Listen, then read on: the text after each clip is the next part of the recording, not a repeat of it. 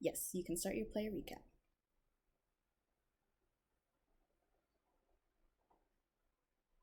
Last time, we were fighting a monster that was terrorizing the halfling village. We we had a plan. We got a bear trap and we put it down, and we had an illusion, and it went for it. And there was a surprise round that didn't do much, but we did eventually kill it. Um, it was a Bodak. We got a sense of death. It was an undead creature, but we didn't really know where it was from or who created it. And we partied with the halflings. We got really drunk and cast Sydney to the random guy we met on the road. He's not dead, and that's nice. And Cassandra didn't feel well the next morning. The undead creature apparently didn't sit well with her. Then Tarvik went and talked to Zerulia. Might let you someone else can pick up from there. Yeah, I went to talk to Zerulia, who was a creepy old lady, human lady, who was living in the halfling village, who brought me into her house, sat me down at a table, looked at me for a little bit, walked around, and then asked me to leave, but not before giving me about like 1,200 gold worth of materials to make healing potions with. Oh, no, no, no, not 1200. 50. Not what, 50? 50, yeah. Oh, okay. That makes a lot more sense. I thought you said 50. I thought you said it was 50 doses. And that's why I got confused in there. I was like, I Oh, don't have enough no. money for that. No, no, I no, was no. like, 50 okay, gold yeah, worth. that makes a lot more sense. Uh but yeah, so I left some money for her for those, and then I walked we started heading away from the village, looking for this on this map towards which way, which Roland had some experience with it from the area, and we were looking. Actually, we don't. I don't think we actually know what we're looking for exactly. We just found this map in a book that we were given by Raven, and now we're began slowly following the map down towards our goal. I think we got as far as the scorch, the scorch of the red worm, or we're pretty close to that at least. Yeah, we got that far because the last thing we did was we put ashes from the scorch onto our face to make like battle paint. And I booped Rita with some ash. We we went through Which Way and avoided some pigs. Then we went to the Hand and Horn and determined that it's definitely natural and for sure not man-made. Then we went to Three Tree Hill, and decided that one was an art piece. Then we made across the wood bridge and survived barely, but we did. And then we got to the Scorch of the Red Worm, where we kind of talked about the history of it a little bit. Apparently, a red dragon in a desolate area with a bunch of adventurers had an encounter, and they met, and the adventurers fought it, and it was a very close call. But they slain the dragon, but the dragon had a partner, and when his mate was dead, and their body desecrated, the partner dragon scorched the earth in despair and vowed to avenge its mate, basically ruining this area, which is a huge area. And we put ash marks on our faces. And like Cassandra said, Rita was maybe forced, but there's a misty area nearby, the foggy moors, and in the very distance we see the outline of a house. And that is, I think, where we ended.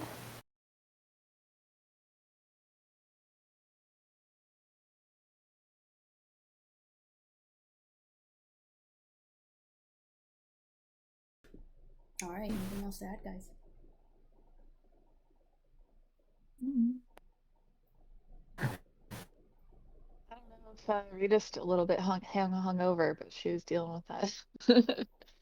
We walked a long time, so she's probably good by now. time of day is it? So you guys were walking for a while last session, traveling. So I'll say it's about evening right now. I'd say like 7. It's approaching 7ish or so, and in our reality, it's like kind of fall-ish. Is how I would liken your setting to right now, your environment. So it's pretty dark, or it's going to be pretty dark.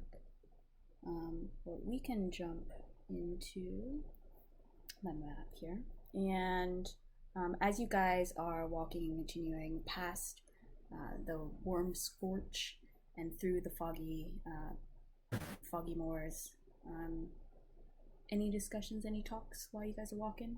You see a very tall, what appears to be tall, outlined building off in the distance as you approach. Make your way there. Yeah, we Target. look so good with the ash Yeah. on our face. Yeah. Yeah, I was just thinking, Alaria was like Ash and Company, and look at us now. Now we're like Ash and Company. Yeah, we're like the successor to the Ashen Company. The rebirth of the Ashen Company, yeah. Yeah, like a phoenix, right? Risen from the ashes, yeah. That is such a good idea. What do you think? Like Phoenix Company? I really like that. What do you all think?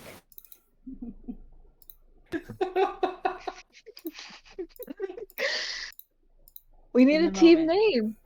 Wow. Wow, what with that, with such a natural transition like that, I can't possibly think of a reason to say no to it. Exactly.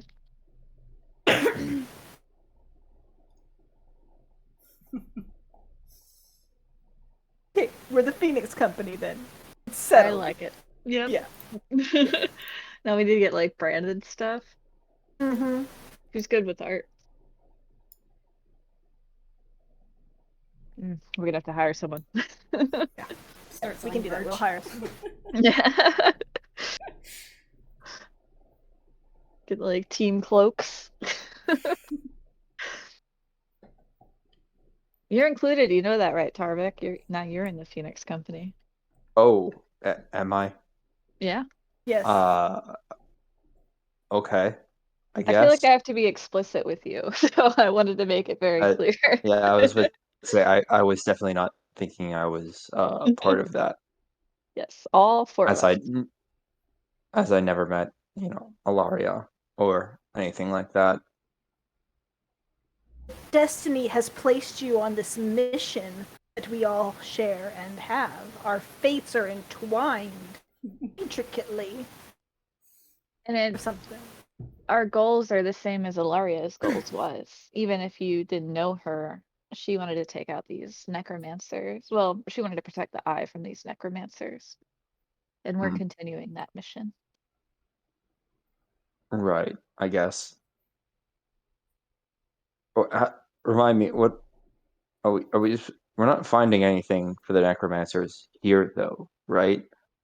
Well, a raven delivered the map, and the Raven Queen also is looking for this eye. So I thought it might be related, maybe some information or something. The map just says treasure, so not sure. Oh, okay. Just keep going towards the building, I guess. Mhm. Did you say we saw ravens in like the mists and the moors? We're kind of adjacent to. You did not know. Should we stealth up to this house, y'all? It looks kind of creepy. Just saying, that gives a creepy vibe. Creepy vibe? Creepy vibe. I mean, I guess it is the middle of nowhere. It should be abandoned, right? I mean, someone had to build it. Unless there's some reason why they would abandon it. Is the house in the scorch? No.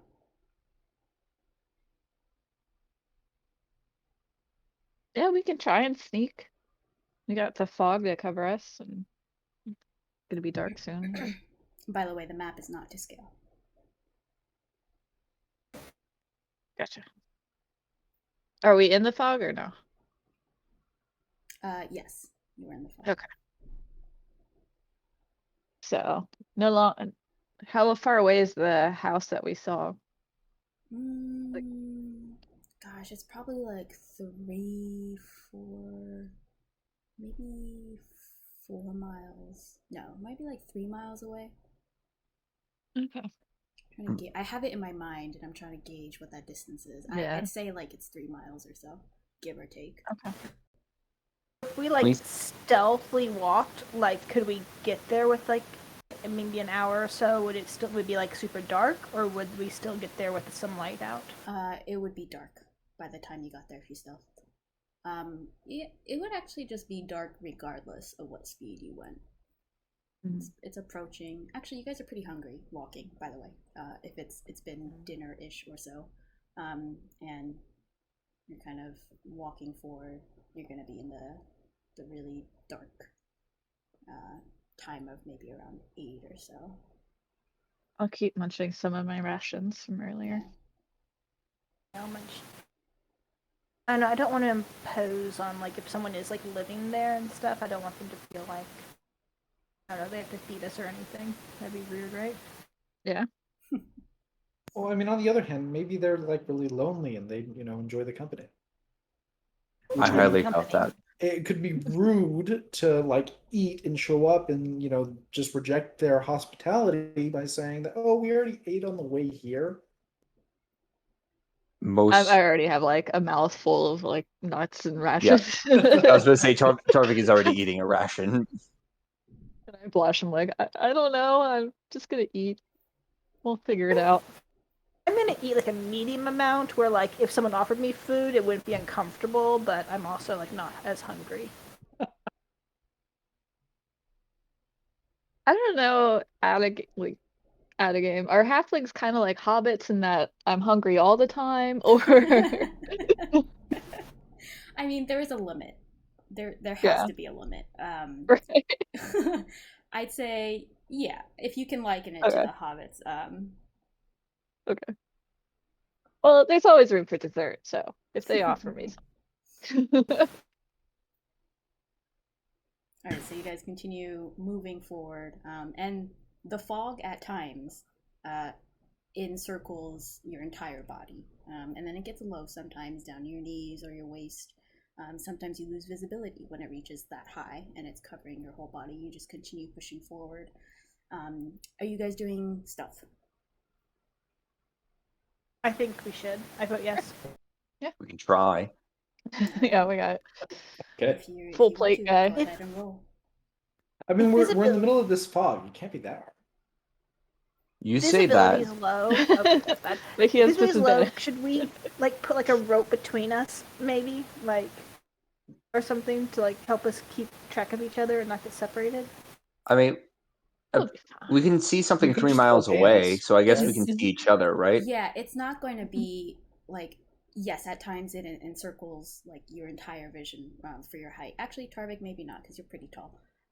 But like it instantly goes back to like those are just weird little ebbs and flows of the fog. It's not constantly obscuring your entire vision. It's mostly just to like your waist or such. I would say you don't need rope. You're not going to lose each other. Yeah. All right. So it is a little dark as you approach, and you get closer and closer, and this is what you see. As you approach, you see a stone. I want to pronounce it Chalet? Chalet? Do you guys know the pronunciation? I think Chalet is right. Chalet. It sounds kind of French. Yeah. I don't know. Feels French. Chalet, yeah. Google I'm it. going to say chalet. It's a stone chalet, and it's tall. It's in this secluded area, and despite its darkness, it looks beautiful. It looks a bit neglected. There seems to be like weeds and grass popping up in different places, vines creeping against the building. It doesn't seem like it's seen too much maintenance. While it is dark, I would like all of you to make perception checks for me, please. And Cassandra, I'm going to take yours at disadvantage because you do not have dark vision, I believe, right? Right? Yeah. Yeah, all right. It's bad anyway. All right, so you guys are looking. Roland and Tarvik, you take in this building, and for the briefest amount of time, you see a glimpse of what appears to be some shadow moving behind the windows of the second floor.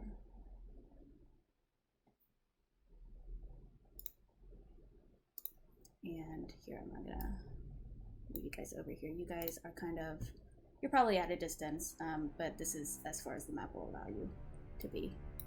So you guys are kind of looking at this building here. What do you do? Whisper to the others. Not abandoned. Inside. I mean, do we just like walk up and knock on the door? I mean, maybe they have one of those like knockers. A good idea. I mean, that's like a normal person would do that, yeah. That's the case, maybe. Well, it's really dark. I can't really see very well, so I'm just gonna go ahead and light my lantern if we're gonna stop stealthing. Yeah, I mean that sounds reasonable to me. I mean, you know, we don't want to. Fine. I mean, like this is like someone's home, right? They're here, like they you know, we don't want to be creepers. Yeah. It'd be super embarrassing if someone found us sneaking around their house or Mhm. anything like that. We have no reason to, right? Like, This Raven Queen led me here. Must be a good thing. So I'll light my lantern so Okay. I can see. Do you want to put light on your token Yeah. so that you're not in complete darkness, which I think you probably are. Yeah, I can't actually. I can put an aura on it, but I can't adjust the lighting Oh, you settings. can't? Oh, that's weird. Okay, let me see if I can get you...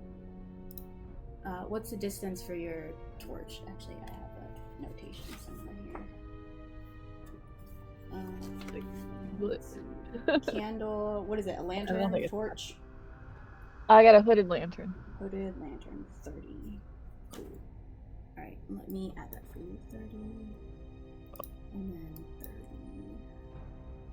30. Let me know if you see. Yeah, that worked. Dope.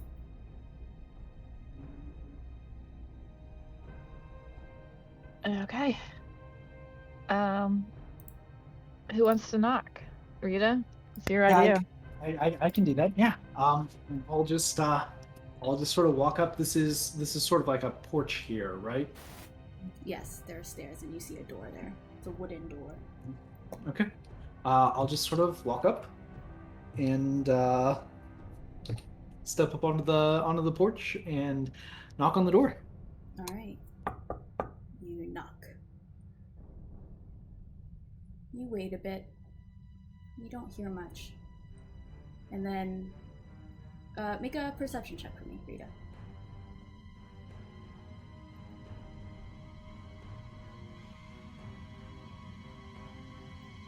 It sounds like something's being dragged across the floor at a very distant area. And it feels like it's moving towards you. You're not quite sure. It sounds weird. You guys wait a little bit more. Nothing. I think someone's coming. I think they're just really slow. Okay. You guys wait a little bit Cross more. my arms. Tap my foot. Tarvik and Roland, you hear... I'm using your perception rolls from before, but you hear like there's a sound like shattering glass. Like something's been dropped. And then once again, you hear nothing. Did it sound like it, and it sounds like that's inside the house? Yes. Okay. I want to make sure it wasn't like a window pane being popped out or something like that. are there any like windows adjacent to the door? Yes. A few more seconds pass, and all of you, you hear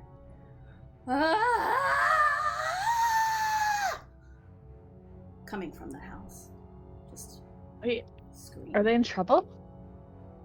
I don't know. Maybe. Like, Is it And unlocked? Roland, yes, there are windows. There are some windows over here. If you want to go look based on your vantage point. Should we shout to them? I mean, can we? I don't know. Can I insight that yell? Was that frustration? Was that someone in trouble? Mm-hmm. Yeah, go ahead. Okay. Okay. It sounded like someone was dying. I'm gonna Yeah. So, And that it was a doesn't sound male's good. voice. It was a male's voice. Okay. Do the handle. Is the door unlocked? You budge for the handle. It is locked. I can try and unlock it. We need to get in. I feel like. Yeah. I'll stand aside. Okay. I'll get my thieves' tools out. Yeah, go for it. While she tries to unlock the door, can I go Yeah. look at the window? Go for it. Roll a perception check with disadvantage for me.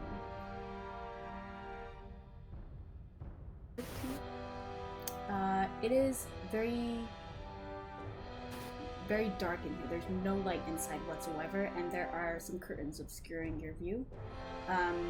It looks like there's not much here. You kind of see, you peek through, you see some sheets covering some items.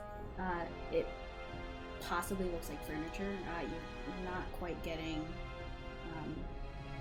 a lot of visual here. And Cassandra, you go ahead and you unlock, and you know that you've unlocked it, and you go to push. It doesn't budge. You guys see me struggling on the door. Tarvik? You? Yeah. Do you want me to?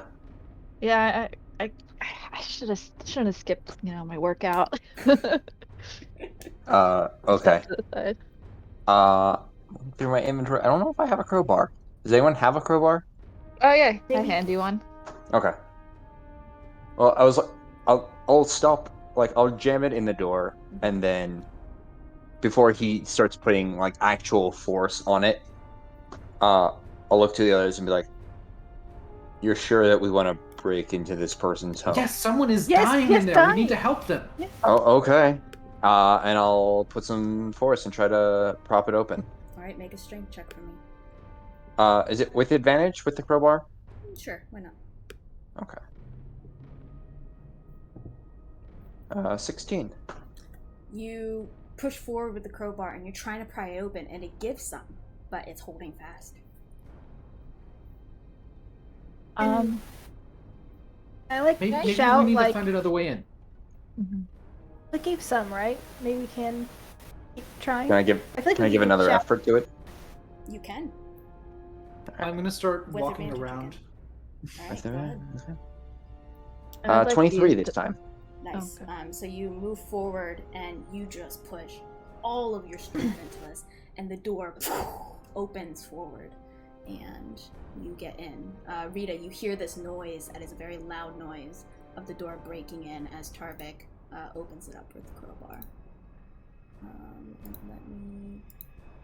As he does that, I kind of want to shout at the house, "We're breaking into your house, but we're not going to hurt you." Okay. Yeah. Roland yells I'd like that. to use divine sense to see if undead or celestial or fiends are within 60 feet.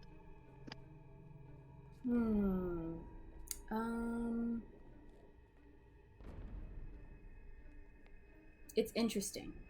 You don't sense anything like blip on your radar. It's like a half blip.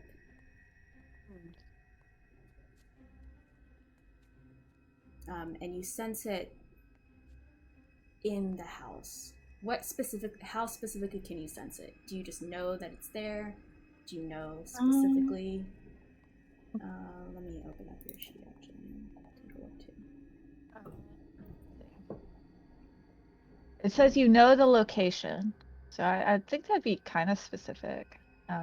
But You I know don't that know. it's I get this coming, vibe. like this half blip is coming from above in the home. Mhm. Um, yeah, it's weird. You know, so just to clarify, like a blip is like, hey, it's here, something is for sure here.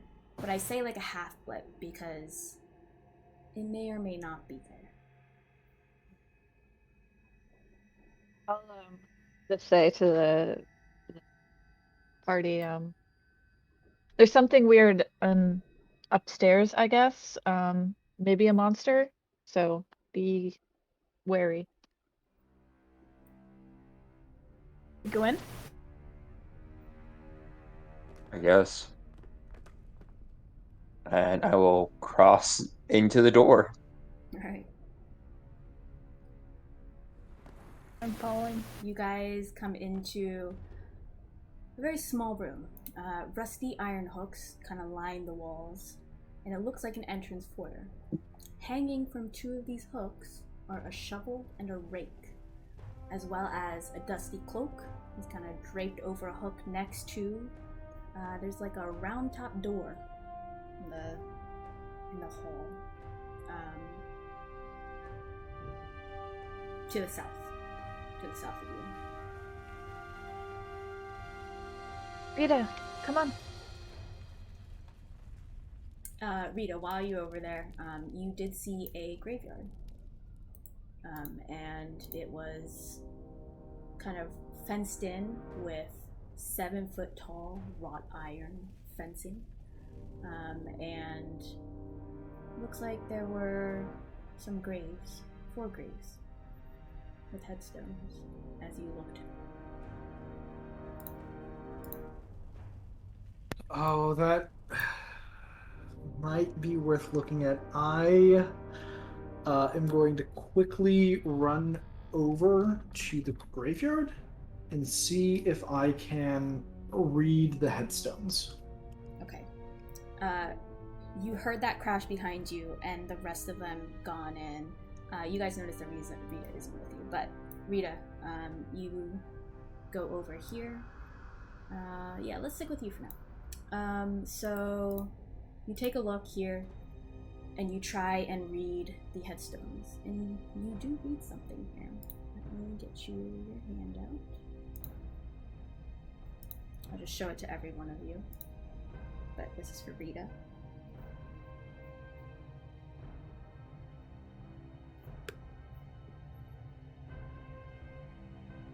It's the Brantifax family. Okay. Okay. All right. Let's see. You guys, going back to you guys, what are you doing? I guess Cassandra would try to bridge the split party. So just try and keep an eye on you guys and Rita. All right, so you're kind of there in the doorway. Yeah. What are you rolling in, Kelvin? The door? Can I, without opening it fully, can I just try the door to see if, like, either of these two are locked? Yes. So you try and open the door, and it seems to be unlocked. Okay. Both, or which one? Yes, both of them. Okay.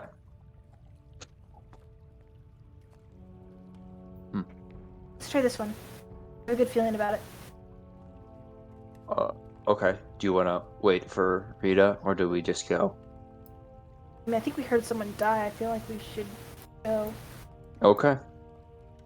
I'll open the door then. All right. This door over here. Yes. And open it does. You guys Up or walk- down? Yeah, so those are staircases. But you guys walk into this spacious room, and there appears to be a slightly cracked and a little bit of a broken window looking out over the foggy veil that you guys had just come from. Dusty sheets are covering most of the room's furnishing, so there are furniture there. There are some cobwebs that stretch between what appears to be animal-mounted heads, trophies. So antlers, wolf heads, and other trophies mounted on the walls above the wainscoting. A pale rectangle above the large fireplace suggests that a picture or a mirror once hung there.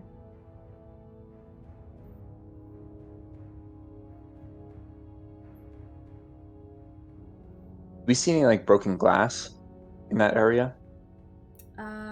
Not on the inside, no. Okay. And like I said, there is a wooden staircase. It looks a little creaky, but it has beautiful like carved banisters, and it climbs to an area out of your vision. Right. The staircase Careful, there's goes up. something upstairs. Oh, Yeah. actually, Yeah, I was about to say. Roland, based on your area, you can kind of peek through into a room, and you can kind of see what looks to be a kitchen.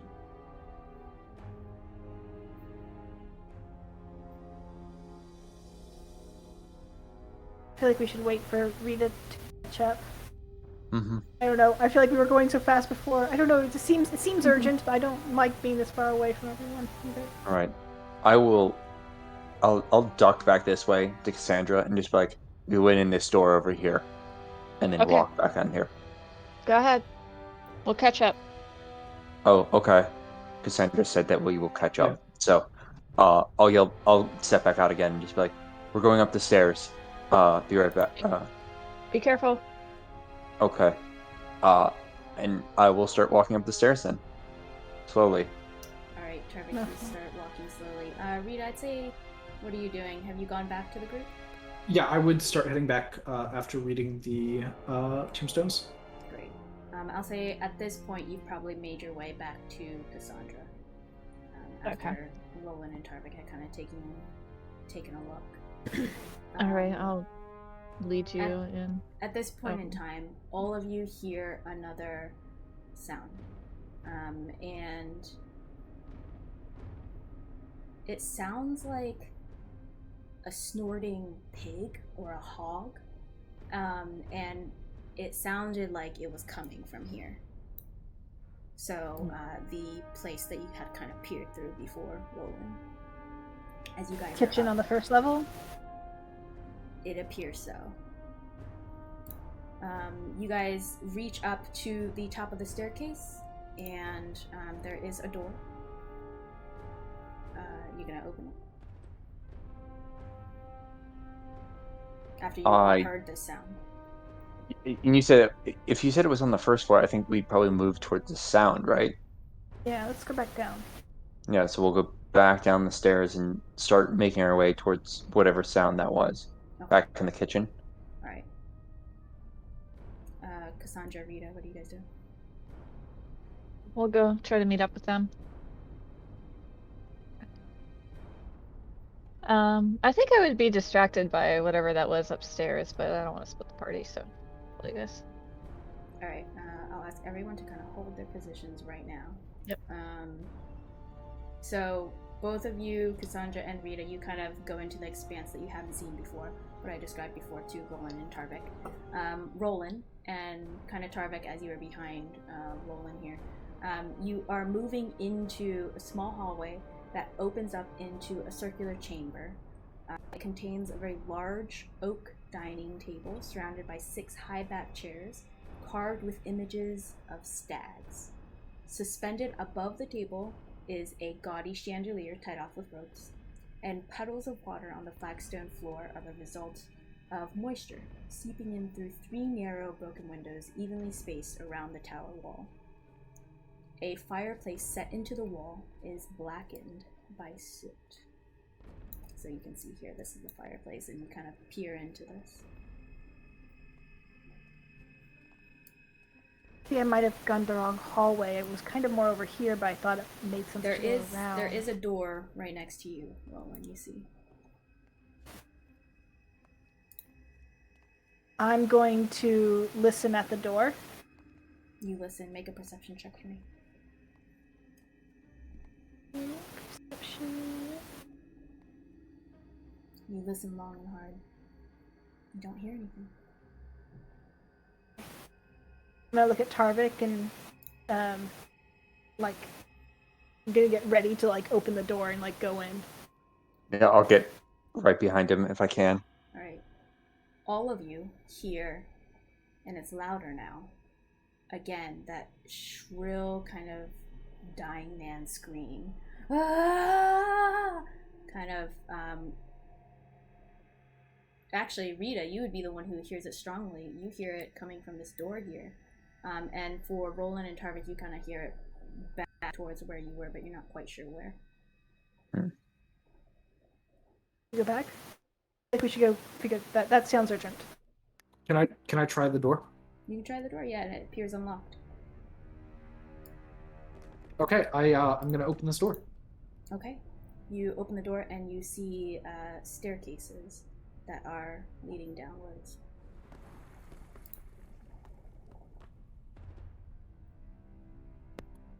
I'm gonna just yell into the sort of the door in the direction I see Cassandra. It looks like there's It looks like there's basement access back here. And I'll relay to Tarvik. I think we're going down to the basement. Okay, we're behind you. Yeah, and I think we'll move sorry. over to. Yeah. Okay. Alright, hold on. Pause your tokens. And then Rita.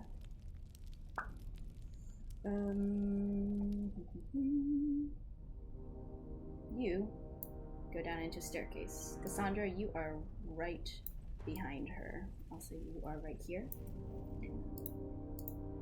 Tarvik, you kind of make it up until here. Roland, you're kind of behind him. And you get about to this point.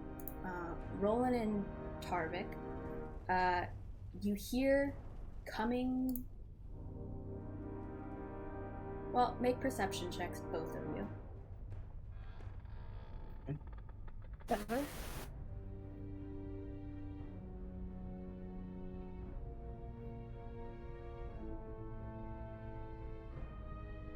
Alright. Tarvik, you hear, like, the sound of a laughing child. You're not quite sure where it's coming from. Roland, you hear the same thing, and you know that it's coming from upstairs. As Cassandra and Rita, you guys are kind of moving downwards. That's creepy. Okay, we should ignore that and continue going down. Alright, so Rita and Cassandra. And shortly after, Tarvik and Roland. Here, I need to move both you and you into the stairs. Here. You're descending a flight of stone steps. You feel cold, damp, kind of an oddly shaped cellar here, Rita, as you make the landing. It has an 8-foot-high wooden ceiling and a flagstone floor. The walls are made of rough, mortared bricks. Thick cobwebs cover crates, barrels, and old furniture stacked against the north wall up here. To the south are a pair of closed wooden doors.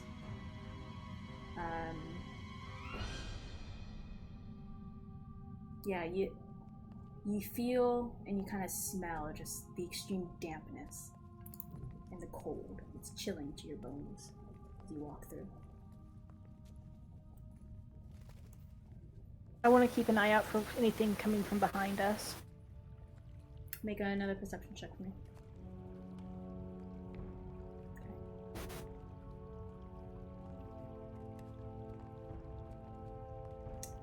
The door farthest from you, Rita, it kind of partially open. You see rusty hinges. Beyond it, you see a smaller, almost sepulchral chamber. Not quite sure what that means. Sepulchral? Spherical? With a C or an S? Sepulchral. Oh, Relating to a tomb sepulchral? or interment. Gloomy, dismal. Sepulchral. Yeah. Thanks, Google. Yeah. A burial chamber. And there is a door right here. I'm just gonna walk toward that open door. Yeah, I would guess a dying man would be in the open door room, I guess. Alright, you move forward. The only feature of this very damp, very cold, circular room is a 4-foot diameter well in the middle of the floor.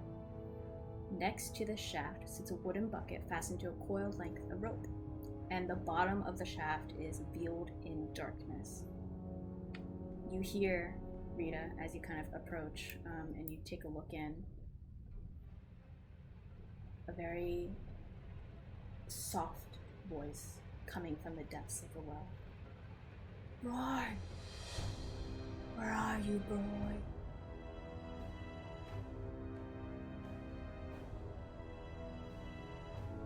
He's asking about the dog. Only you hear this, Rita. There's a voice. There's a well in here. There's a voice coming from it. He's asking about a dog. But the dog is dead. The dog is buried.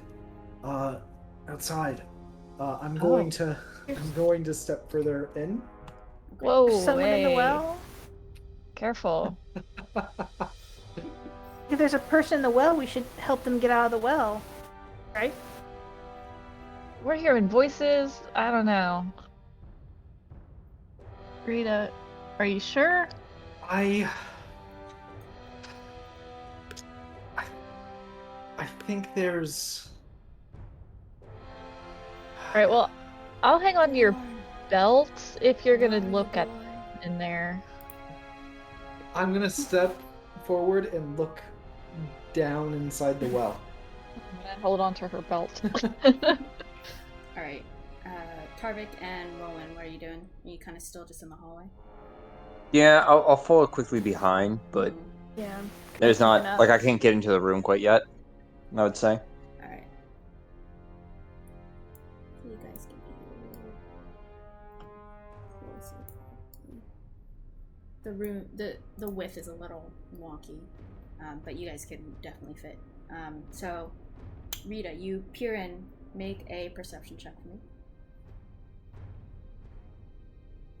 And I'm going to, like, as I'm here, I'm gonna. I'm also just gonna start talking and say, who's there? We can help you.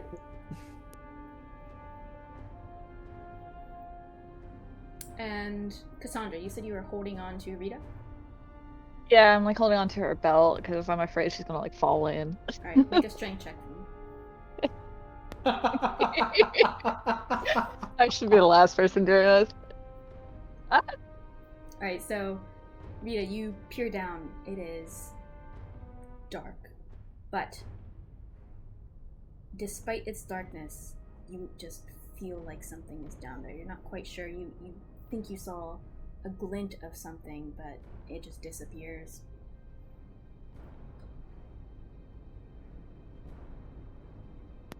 Hello? Who's down there? Boy, where are you, boy? Can you hear me? Does anyone have a torch we can light and toss down there? Where did he go? I have a candle. Candle I'm works. going to cast Minor Illusion and create the sound of a barking dog. Okay. Aw. You go ahead and cast. Nothing seems to happen. You still hear, boy, where are you? This very weak, whispering voice. And you said this dog was dead? Well, he has a tombstone. They buried the dog and gave him a tomb with the rest of the family. That's pretty creepy. How recent was the grave? Was it like super recent or super old? I mean, I don't know. It seems like as old as the rest of this place, kinda.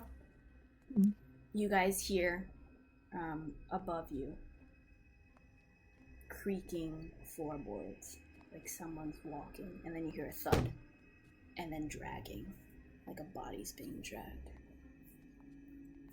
Okay, this place is straight haunted.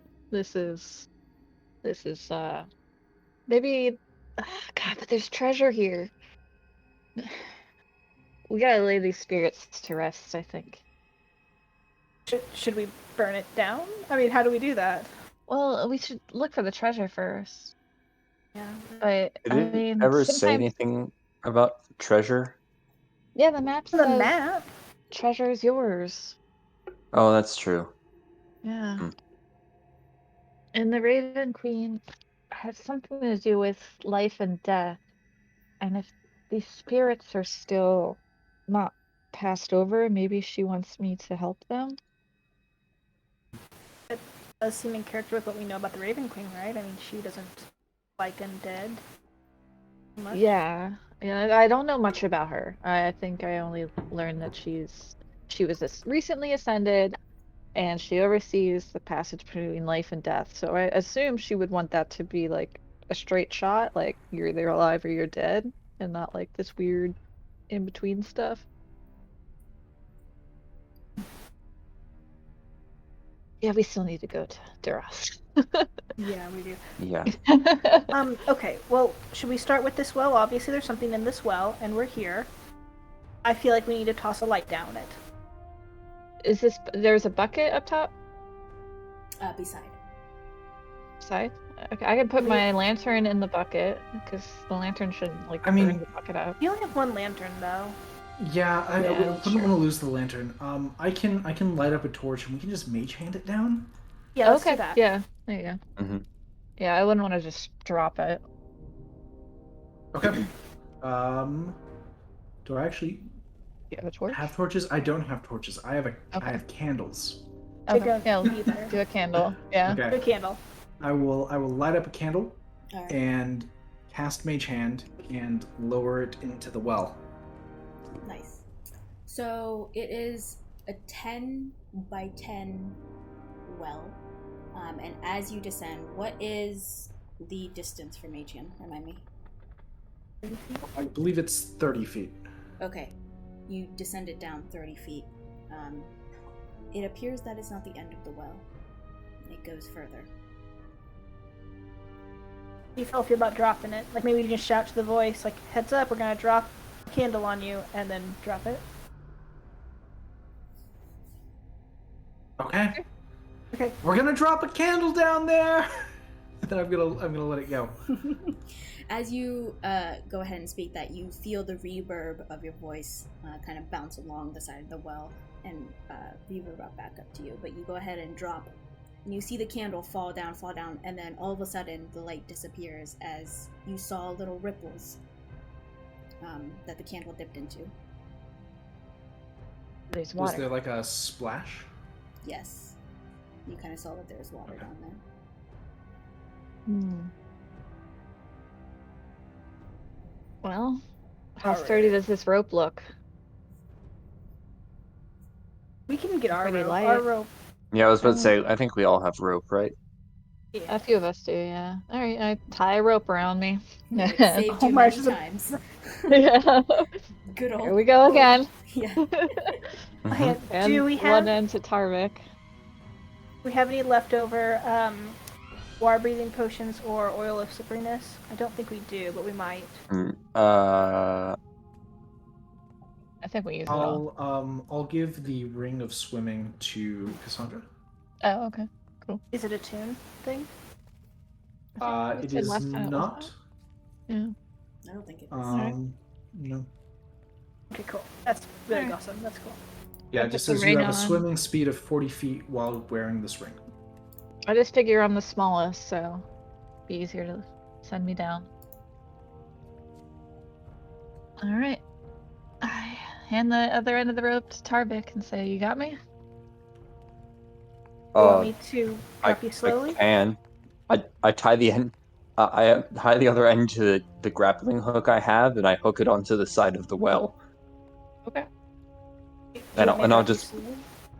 I'll grip the other end of the rope just as an extra precaution. Okay. All right. Cassandra, do you want me to drop you slowly? Do you want to not want me to make it slow? I can climb down, maybe. Well, how slippery are the sides?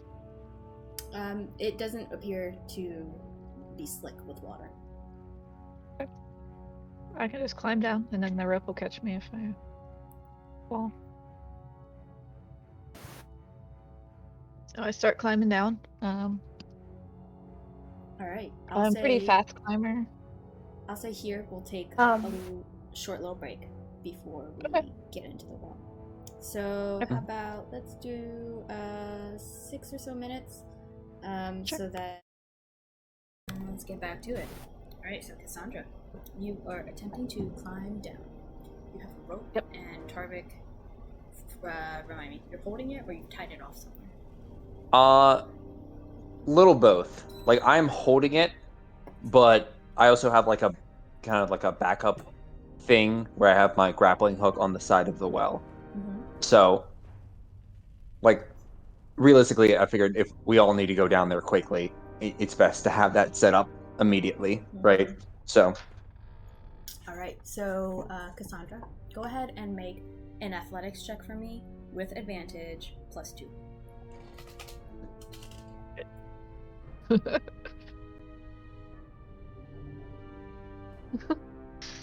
15? You said +2, right? Yeah. All right. As you make your way down, you go down a little bit further, and as you get a little bit further, the walls do get a little bit damper, so it gets a little slicker. However, you're holding fast with your feet, with the support of the rope and Tarvik. You are descending down. Onwards, down you go. 30 feet, past where the mage hand was. 40 feet, 50 feet. And then 55, 60-ish, you reach the bottom, and it is wet down here. You're not quite sure how deep the water is, but you've reached the water point. Okay. And you said this is at 50 feet? Yeah. By the way, is there light here for you? I would have tied my lantern onto me. Okay, great. When I was going down, but I don't want it to go out in the water, so I guess I will. If it's 50 feet, my rope is 50 feet, so I'll just tie the lantern to the end of the rope, and then I will drop into the water. All right. You can get more rope. I shout down to her. I've hit the water. You stay connected to that rope. We'll get another rope. Okay. Gonna get out another rope. Yeah. I'm gonna throw down my rope. Alright. I'll tie the rope to the lantern and the other rope. So you kind of like extend even further. And one hand on the rope, but drop into the water. Make a dexterity check for me. Okay. You can do sleight of hand, actually. It has your bonuses. Yeah, do sleight of hand. 22. Whoa. You make a pretty damn good knot. It's gonna hold. So you continue to make your way down. Do you just like plunge into the water? Yeah, I'll keep one rope. Maybe I'll just tie like the other end of the rope on me. So I have a total of 100 feet now. And then dive into the water. Alright, so you kind of like loosen your grip on your hands to kind of like slide down and kind of, dive into the water with your feet. And you're expecting to go down further, but you don't. You reach solid ground. The water seems to only go 4-ish, 5-ish feet. Oh, okay. So I have a lot of extra rope. Not even 4 or 5, probably like 3 and 4. 3 or 4 feet. All right. So yeah, you have a lot of rope with you. Alright, I got the lantern right above me, I guess. Do I see anything down here? Make an investigation check for me. Okay. You don't see anything necessarily on the top of the water, but you peer through. A couple minutes pass, and your vision seems to be drawn towards the bottom of this area. So you reach your hands down and you start searching. And it takes you a little while. You're feeling for some items, and you're sifting through the silt that is gathered at the bottom. And every time you move, it's clouding your vision, so you have to kind of readjust.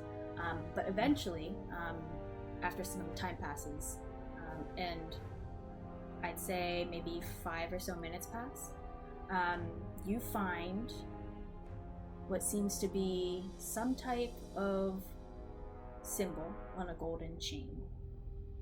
And you also see like a tiny little what's it called, locket. Yeah, I don't know if I have sheets for this. Maybe I do, maybe I don't. I don't think I have sheets for this, but that's what you find at the bottom. Okay. Oh yeah, there's no one down here, but I got a necklace. Oh, by the way, while you've been down here, you hear the faint sound of the kind of whisperings that you heard before. And it seems like muffled below in the water. All of you guys above hear it as well. I'm gonna like open the locket.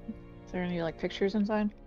Yeah, so it appears to be of a woman. You're not quite sure who this woman is. You haven't seen it before. I guess it's to describe the woman. You kind of see like a thin woman in her 50s or so, kind of grayish hair. She has a very like tightly drawn smile. Make an insight check for me. Just of the photo. 15. You notice she doesn't look that happy. Her tightly drawn smile and her eyes, they look like they're concealing true emotions. Though, at a glance, you would think that it's just a normal portrait of a woman smiling. Interesting. Okay. I will put the locket in my pocket and start climbing back up. Make another athletics check for me with advantage +2. Ooh, not Ooh, 20. very nice. Not You're as just 20. like speed climbing up. Guys, you have to see what I found. you guys are a little startled. You're kind of like watching her, and then all of a sudden you see this light just speeding towards you as she is just like Naruto running up the wall. And I get to the top and I hold up the locket like, da-da-da, look what I found. Probably important, right? I give it to Rita. She's our things person, right? Oh, I don't know that. I just give it to Rita because she investigated the well. This could be Haluth, maybe? I give the rope back to Roland. As you all take a look at this locket, anyone who has proficiency in religion can make a check for me. Does anyone? I do Does not. Jack of all trades count? No one in religion, not even Tarvik? No, not me. Whoa. Alright. I have a +4 because I'm intelligent, but I don't have proficiency in it.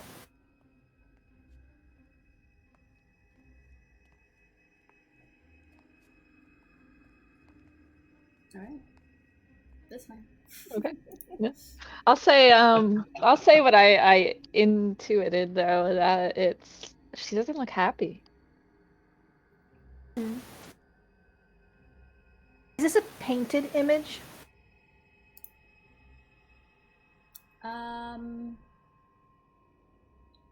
Yes, it's like a very tiny portrait.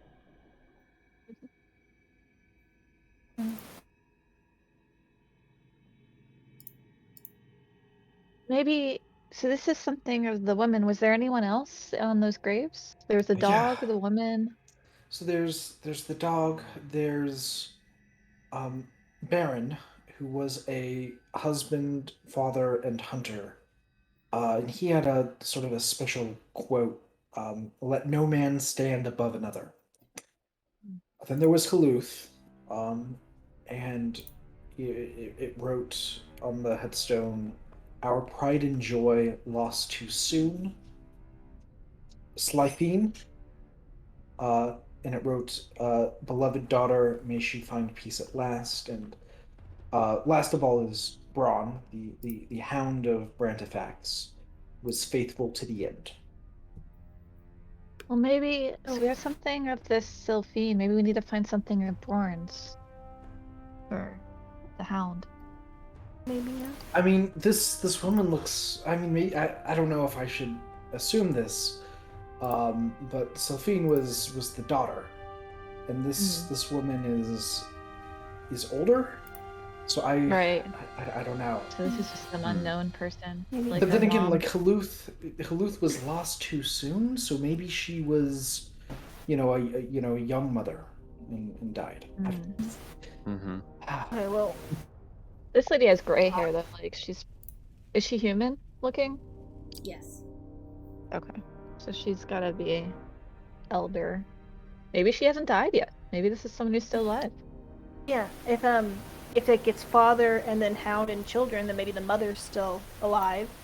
But also, like, people don't carry around portraits of themselves, right? This locket probably belonged to someone who cared about this woman, not to the woman herself. Yeah, y'all are very, very smart. Yeah.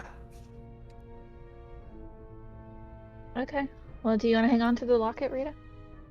Yeah, I'll Here- take it. I don't know if who all heard it before, but there was the sound of a child laughing upstairs. That's where I sense something weird in the, like above us somehow. Think there's anything else we found here, or are we done with this? Be well. Now. As you guys have Until- continued talking, you still hear the intermittent whispers of "Barn, where are you, boy?" I think we need to find something in Borns and bring it back to the well. Good idea. We need to Or go this looking for man. that yelling. Let's just look around down here some more. Yeah, there's that other door. Let's There's also upstairs. clear the basement first, and then let's head upstairs. Okay. Who wants to open this door? If everyone's in the room, I'll try the door. Okay. You reach your hand for the doorknob, and the doorknob itself is unlocked, but the door seems budged, and it's not moving in. It seems to be I stuck. shall step aside. Grab my of the crowbar again. Here you go, Tarvik. Okay. And I'll once again try to pry this door open.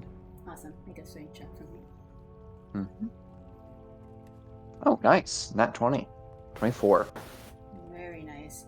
You, I'll say with this, you like use the crowbar, but you don't even put that much strength in it. You're just like testing it to see, just kind of like getting a feel for it before you do your actual strength and like move forward with it.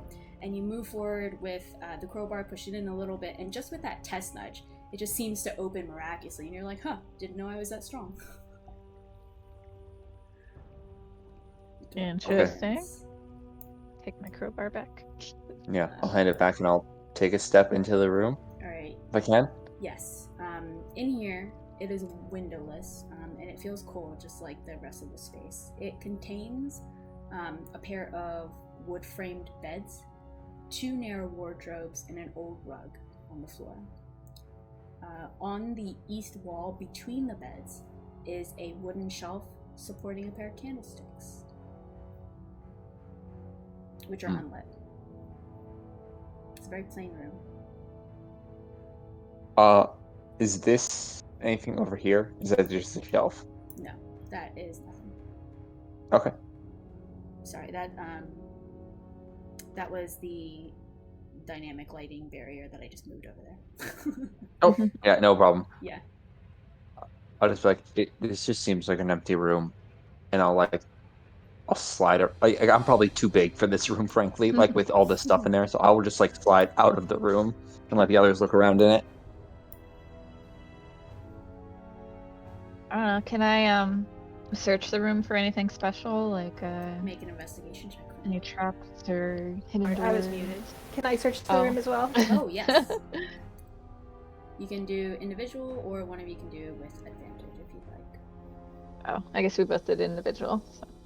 Oh, Doesn't matter check that anyway. out. Yeah. Roland, and Cassandra, as you take a look around, you don't find anything much of interest. Though Roland, with your check, you kind of intuit that this room was kind of serving as a living quarters for the Baron's help. So, like the cooks, the groundskeeper, anything of value is completely gone. But you kind of intuit that sense of what this room is for. I don't get like dungeon vibe. Someone was locked in here. No, you do not. It just seems like a very basic room down in the bottom for servants. Okay, I'll share that and get out of the room. Unless, Cassandra, is there anything else you want to look at in here? I'll let you pick up each candlestick. Okay. You can mark that you have 2 candlesticks in your inventory. Alright. Thank you. Oh, by the way, you would have found your candlestick that you put down in the well. So you Oh, have the that one back. candle, yeah. Yeah. I'll give it back. I think it was Rita's. So I'll Oh, give it to Rita's. Yeah, you found Yeah. Oh, great. you. It's wet, but it's there. One wet candle.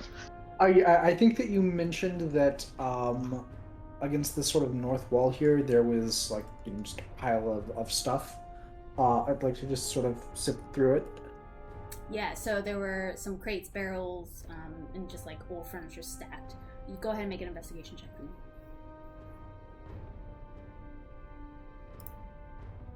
Nice. You find some really old cheese, like confusing of whether or not that makes it better, like aged cheese or something that you should stay away from. It's up in the air, but you can write that if you choose to take it, you have aged cheese asterisk if you want to take it. And then you also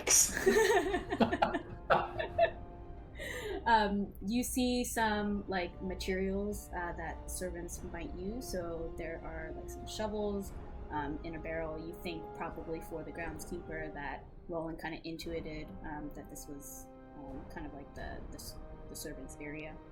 So you find like all miscellaneous amount of tools here. You also find a bright green feather.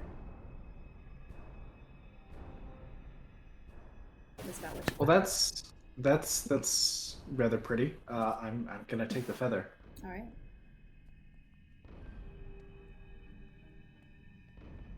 Does it look like a I'm magical going feather? to Make an arcana consider check. coming back for the cheese. It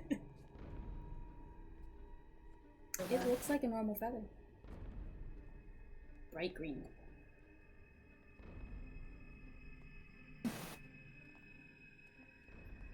Maybe the dog wasn't a dog. There are green birds. That's true. Were any You of target? the taxidermy animals upstairs a green bird? No, you did not see. It was more I like see. game, like hunting game type of animals. Do you think it's weird that like a feather survived like this just down here? I don't know. I don't know like what feathers do. Like, do they break down? Like, can they? I mean, soil, they're pretty sure. fragile to like the touch, but they're not gonna disintegrate. But like, it's so damp in here. Like, wouldn't that like, just the moisture? I don't know anything about any of this. I have you a think pretty it's feather. magical? That's what I know. Let's go. Make a nature check for me if you'd like. Yeah, make it. Okay. Sorry.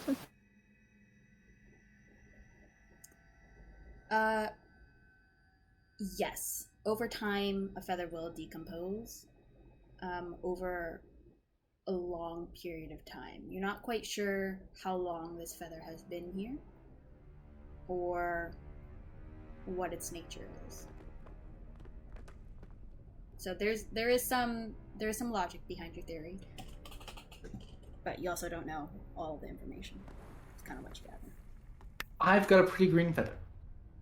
I got a pretty black feather. Feather twins. Man, you guys should be called Feather Company. Well, it's part of the phoenix. Now all of us need a That's different true. feather. That's true. Yeah. If Hunt you, for the feathers. yeah, if you get enough feathers, you can fly.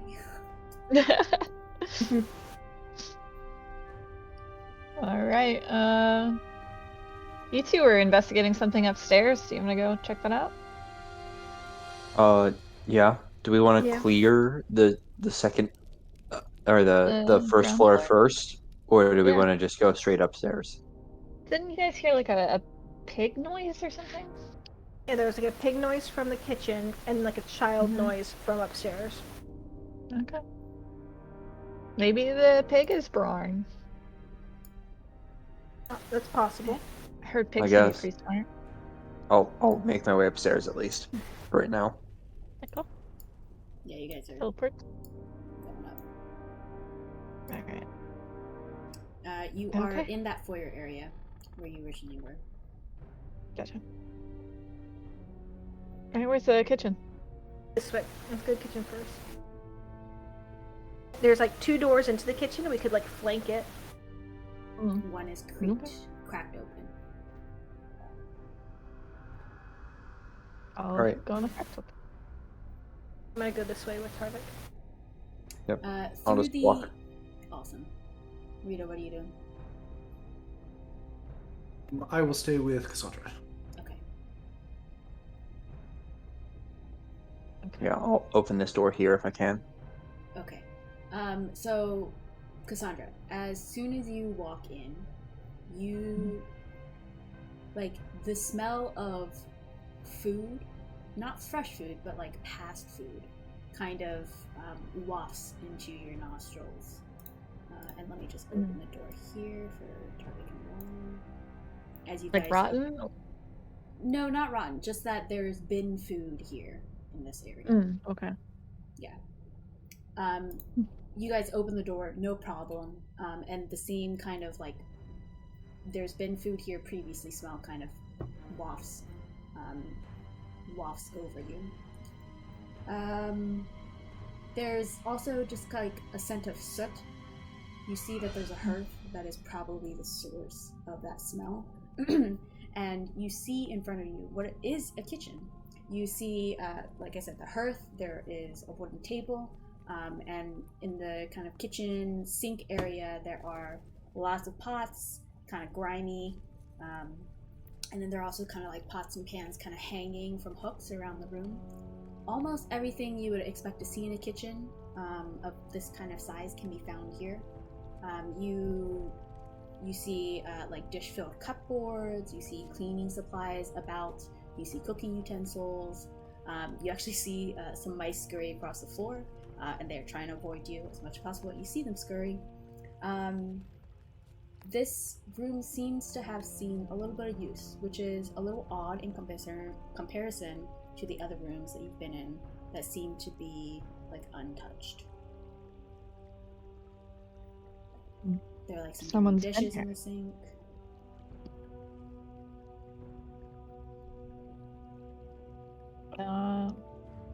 Do I see any pigs? Make, you know what? No, you don't see any pigs. Okay. It is a small room. Yeah. Are there any footprints? Make an investigation check. Yes, there are remnants of what look to be pretty well-worn tracks that go into this space and just around the space. It seems like this kitchen has been used. Kind of with your investigation. Oh, go ahead. I just want to know, like, pig tracks or like people tracks? You see footprints, like not bare footprints, but you know, like shoes.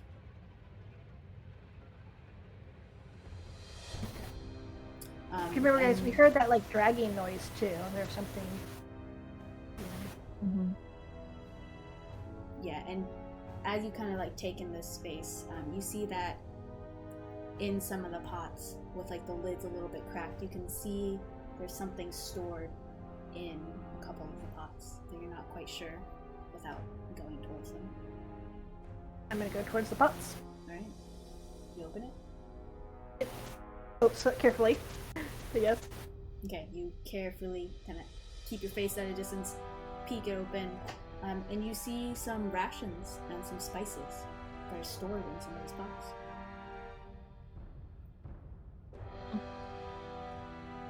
I'm gonna take some of this, like stored, like they're in their containers. Yeah, In a so you can probably gather, Roland being Roland, that because of the rodent issue, that whoever was here, they were smart and decided to store things in containers where rodents likely wouldn't be able to get at them as easily. Going to take some of the spices. Alright. You can put in your inventory that you have some spices. Spices.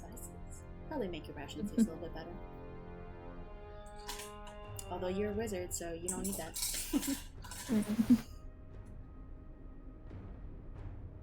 Well, Someone's imagination of what makes things better compared to actually making things better might get big. are there any other rooms down here? At There's this the point, dining room. you guys hear kind of a similar noise of floorboards creaking, but below you. Oh, did you guys hear that? This is just weird. It wasn't even like a creaky floor beneath us. It was all like stone, wasn't it? That's weird. Let's hurry up and do this. Let's go into the dining room and see what's over there.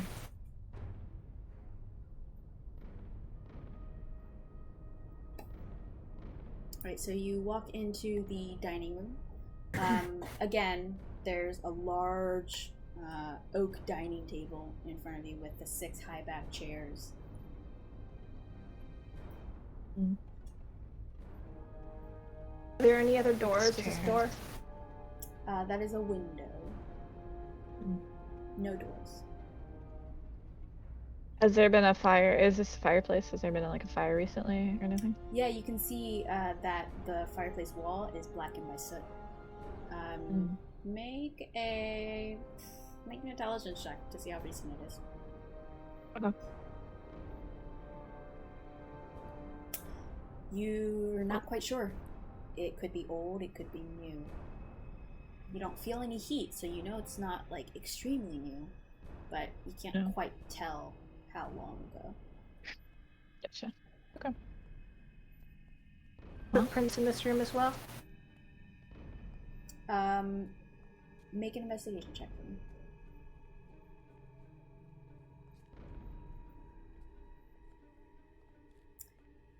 Interesting enough, you don't really find footprints here.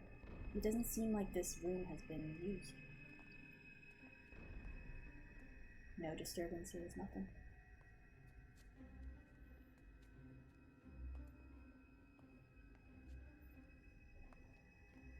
Okay. What do y'all think? Did we clear this entire floor? Is it time to go upstairs?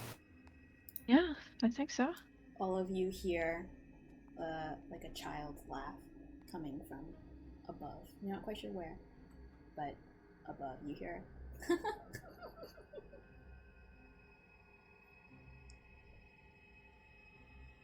I get the feeling we're not going to find that so funny.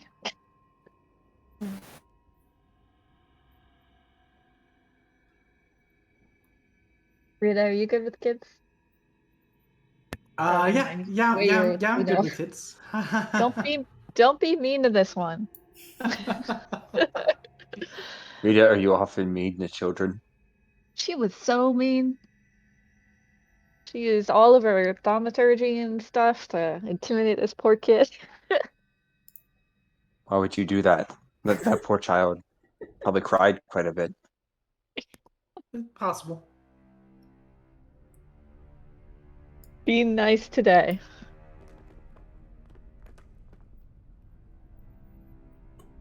Go ahead, lead the way, Rita. I'm sorry, I don't know where I'm going. I think we're trying to get to the staircase, but Yeah, you're I going never up the made it stair. this far. The stair. Oh, okay. Oh, The stair here. I'll walk you it this would way. just be- yeah. Up here.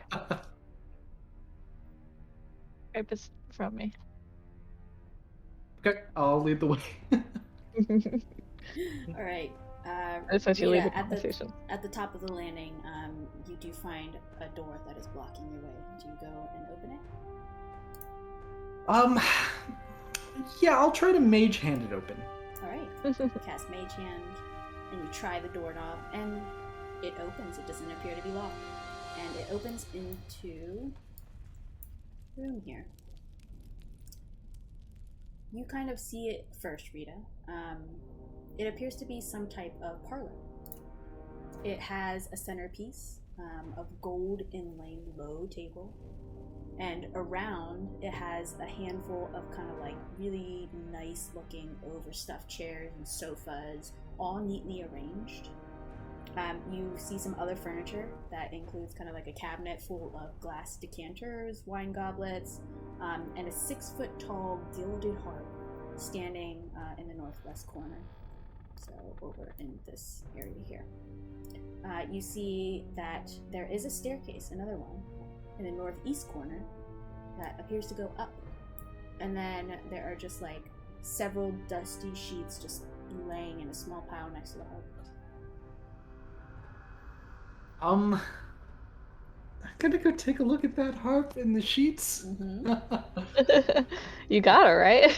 Yeah, and so is this like a full-sized like harp, or is it Full-sized harp. sort of like okay? Ooh, do you know how to play? Make a perception check for me. Okay. I do not have proficiency with harp, but I do Okay. have proficiency with a lyre, which I believe is a similar kind of instrument. Hmm. Did you say perception check? Mm-hmm.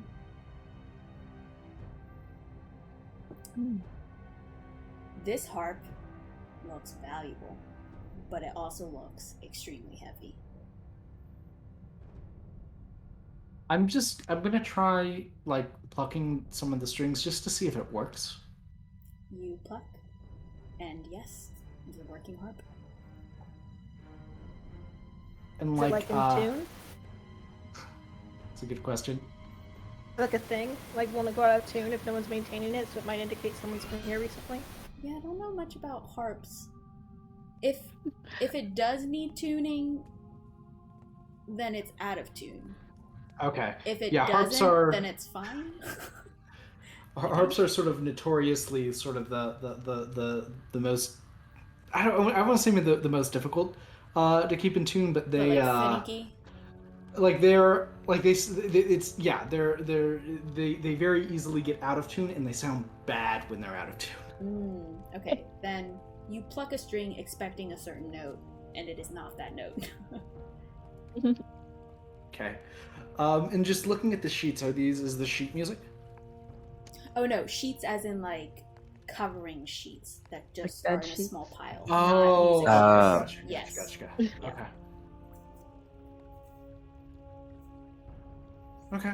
Well, that's pretty You cool. guys hear from behind you downstairs the sounds of a snorting pig, or a hog, or some type of animal like that.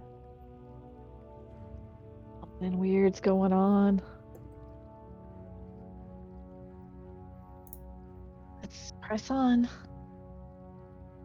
Tarvik, you haven't led the way in a while. Oh, okay. I'll go up the stairs. Stairs are the only way, right?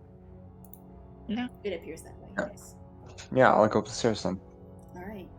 You go up the stairs. Who's following behind Tarvik? Cassandra. Okay. All of us, yeah.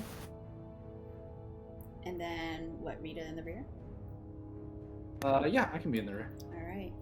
Tarvik, you descend up the stairs, and it appears you've reached some type of hallway up here.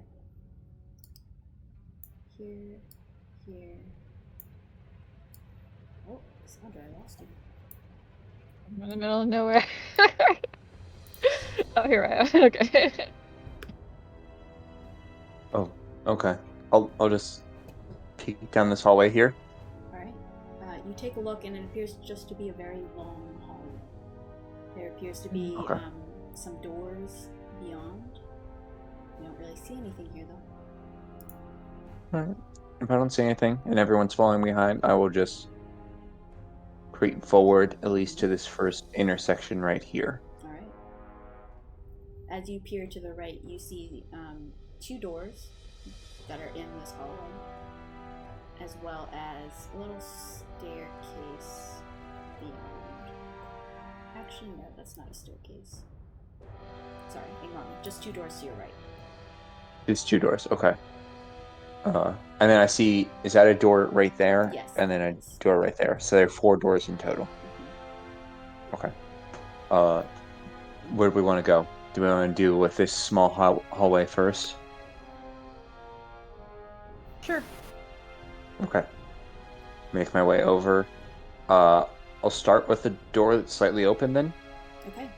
You move forward, and you see against the wall to the very left stands a very nice roll-top desk. And then north of it, 2 leather padded armchairs kind of facing a fireplace. You know what? Sorry, wrong description. That didn't make sense. There we go. Okay. You see it's a bedroom, and it hasn't been disturbed in years. It looks like there's just dust settled. There's little cobwebs everywhere covering every single little thing. You see a very narrow bed, and it looks a little moldy to you. It has a very elegantly carved headboard. You see an empty wooden dresser off to the side, a nightstand, a coat rack, an armchair. You see there's a nice oval mirror that kind of hangs on the wall next to the door. Looks like a bedroom to you. Okay. I'll step inside to at least take a look around and let everyone else step in. I'll just pass back. This looks like a bedroom. Rita, you're still back there? Yeah, I will catch up. Okay. Rita, while you're back there and you're kind of hanging out. Yeah, I'm letting some space get between us. Yeah, as you were kind of in that corner, you heard downstairs the distant sound of a man screaming, like you've heard before. Roland, you would hear it too, a little bit fainter, and then Cassandra and Tarvik even a little bit fainter as you remove them.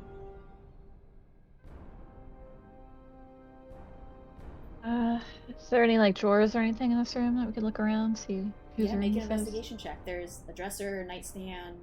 You can. I'll help her out with that. Okay. 19. Nice. Completely empty and covered with dust. It looks like this room has not seen use in many years.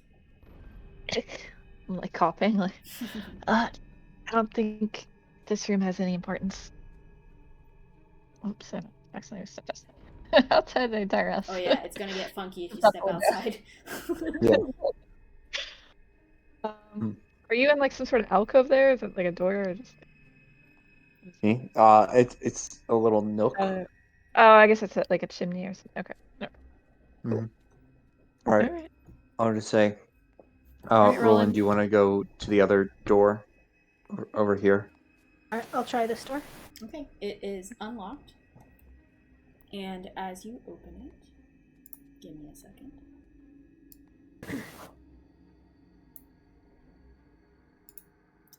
You see a very similar room. Dust everywhere. Thick cobwebs covering the bed, the headboard, dresser, everything. It seems to be a mirror of the other room that you were in. I investigate it. Absolutely. A perfect mirror, eerily, exactly the same. Not eerily, based on your investigation. It looks like, and again, you intuit that these were probably rooms for guests or such that weren't very used, and once whoever left this place or whoever hasn't, don't use this room.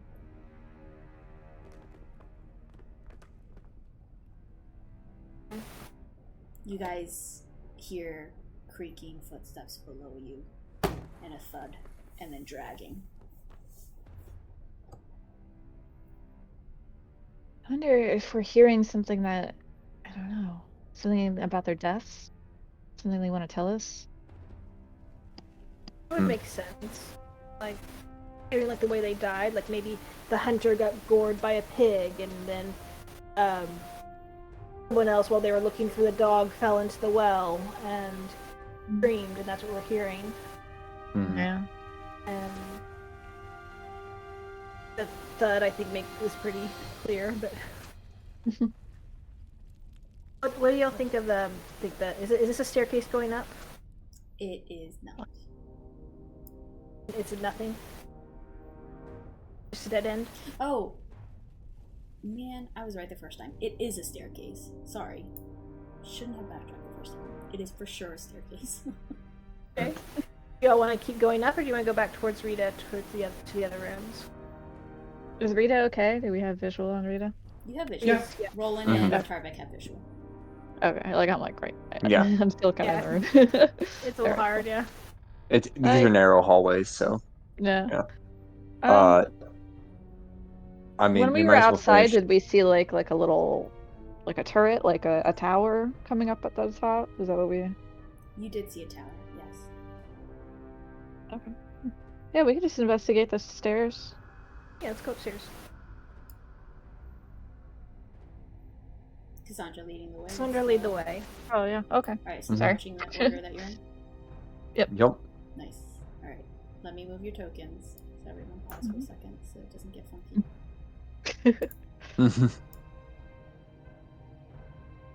Alright. I love Cassandra, dynamic lighting. All right. Yeah. you are here. There's a door in front of you. As you wind up.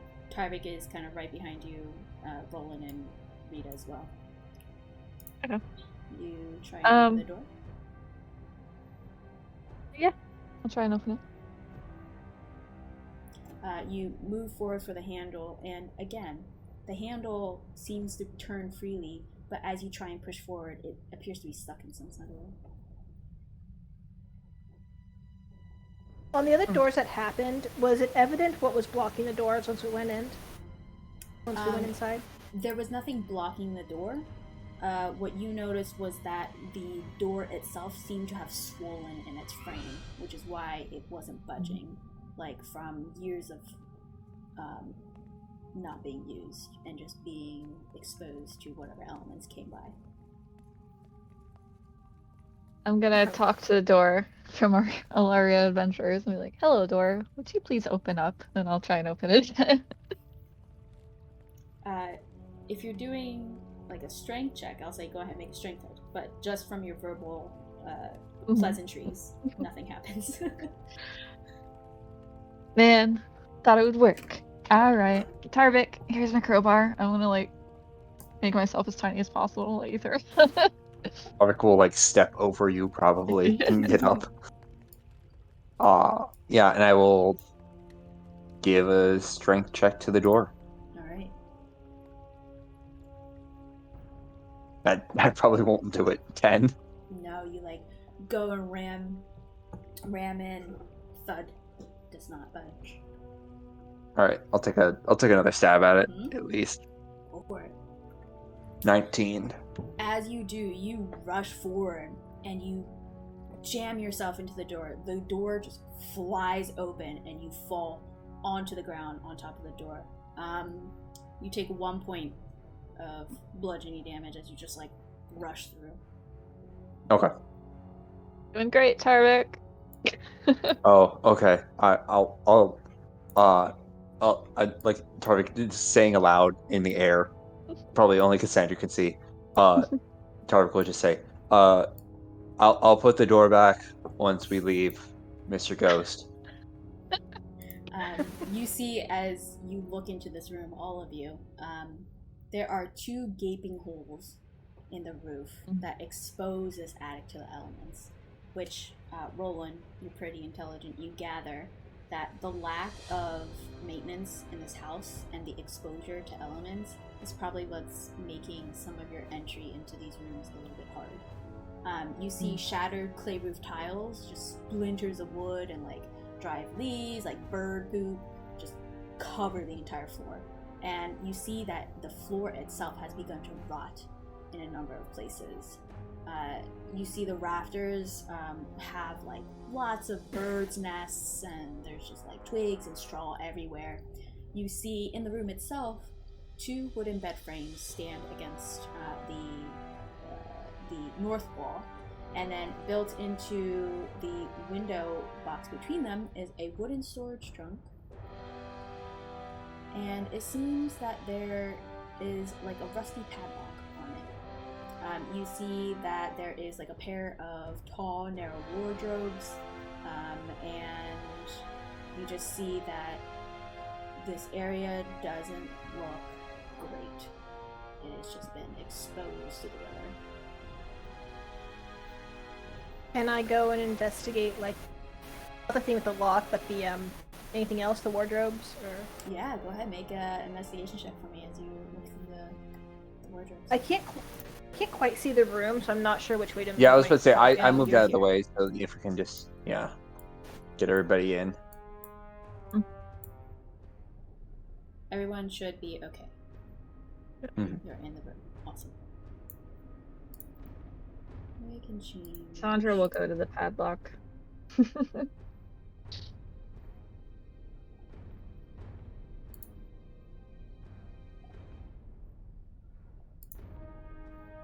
Sorry. Yes. Rolling with your investigation check. You notice as you open the wardrobe that there are some robes and sashes in here that are not covered in dust. You find 5 of them. They are like black robes, and you see some leather sandals and some sashes. 5 of each. Cassandra, make a lockpicking check for me if you're going to the padlock. Oh yeah. 25. Hell yeah. You go ahead and open it, and you see a suit of studded leather armor.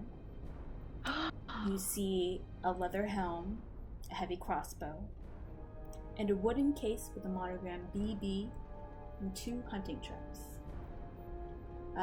Oh my gosh. You see as you open the wooden case with the monogram BB that it contains 15 crossbow bolts with crimson fletching. Oh my gosh. I show everyone what I have, and I'm like, I really want this armor. Can I have it? Put this. The robes and sashes that I found, do they look like clothes that like a normal person would wear, or are these like weird culty stuff? They look normal to you. Can I figure out why they're not dirty? Because they were inside, or is something else going on? Make an intelligence check for me. Failed me. Aww. You're not quite sure. It could be a number of different things. You're being pulled in different directions of your theory.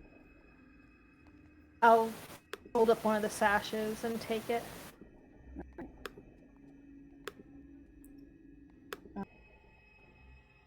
One of the first things I was gonna do when we got to Duras was get studded leather armor. And Oh, no look way. at this. Yeah. Look how good I start putting it. Sorry, I'm trying to get it all written down and put it in Yeah, no worries. Discord. I guess.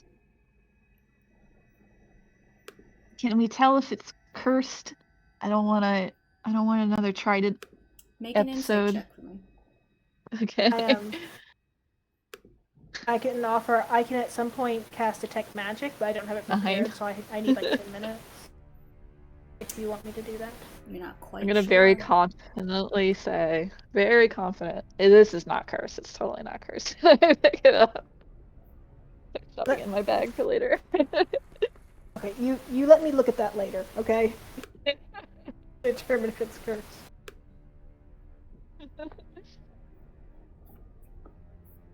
But yeah, What is it? This is a heavy crossbow? I don't think I It can is a heavy use that. crossbow. Yes. Does someone want a heavy crossbow? I cannot use it either. I can hold it at least. Okay. I don't think I'll I give you use it, the but the crossbow with the 15 bolts. So cool. this has got to be like the dad's, or well, we're calling him the dad, but the hunter guy's stuff, right? Baron, yeah. Yeah. Yeah, he was a dad. He was a husband, father, and hunter. Oh yes, right. Okay. Um. Any like trap bottom to this chest? Make an investigation check for me. Or perception.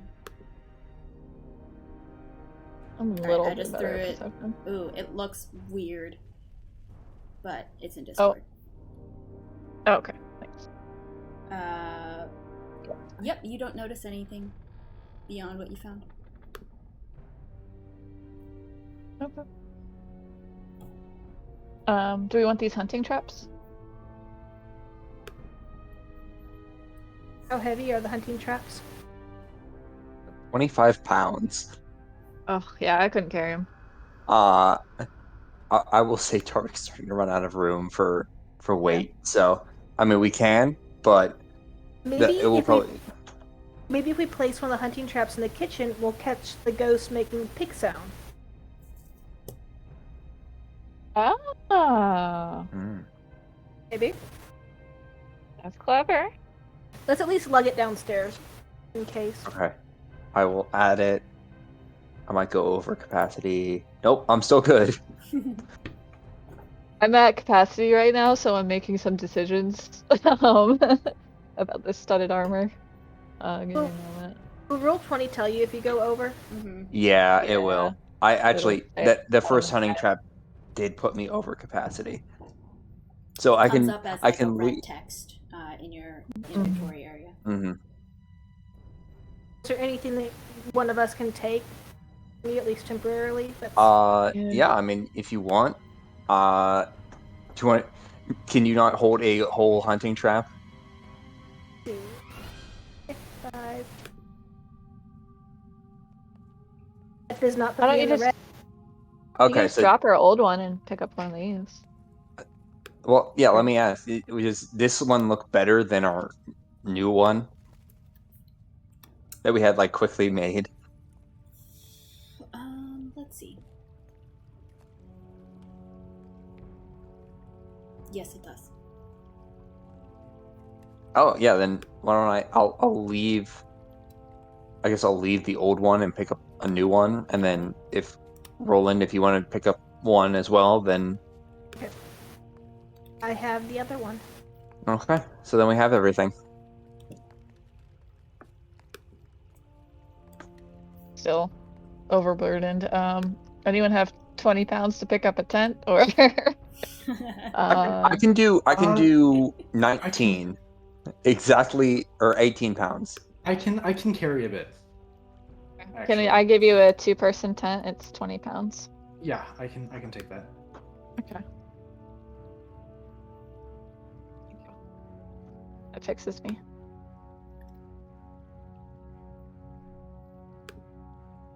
Once we get to Duras, I can have this armor. It's a little big for me. I can have it like maybe refitted, and then I can get rid of the leather armor. That'll free up some space. Mm-hmm. Did one of us grab that wooden case as well? Yeah, I handed it to you because And it's the crossbow bolts for your oh, crossbow.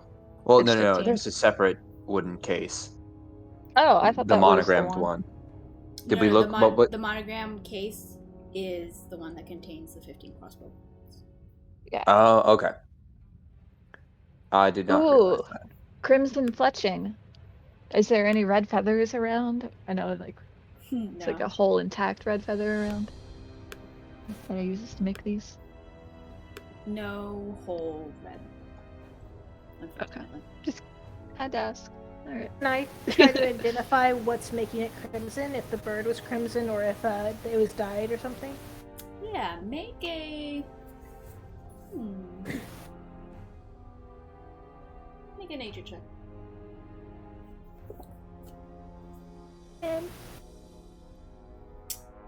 Yeah, it's not hard to tell. This is not natural. This is dyed. Okay.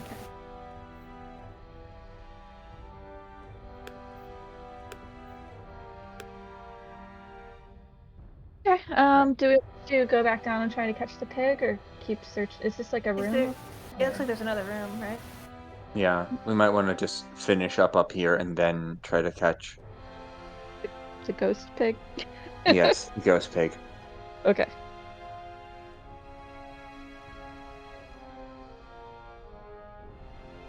Which way? What's to the north here? Is that a door?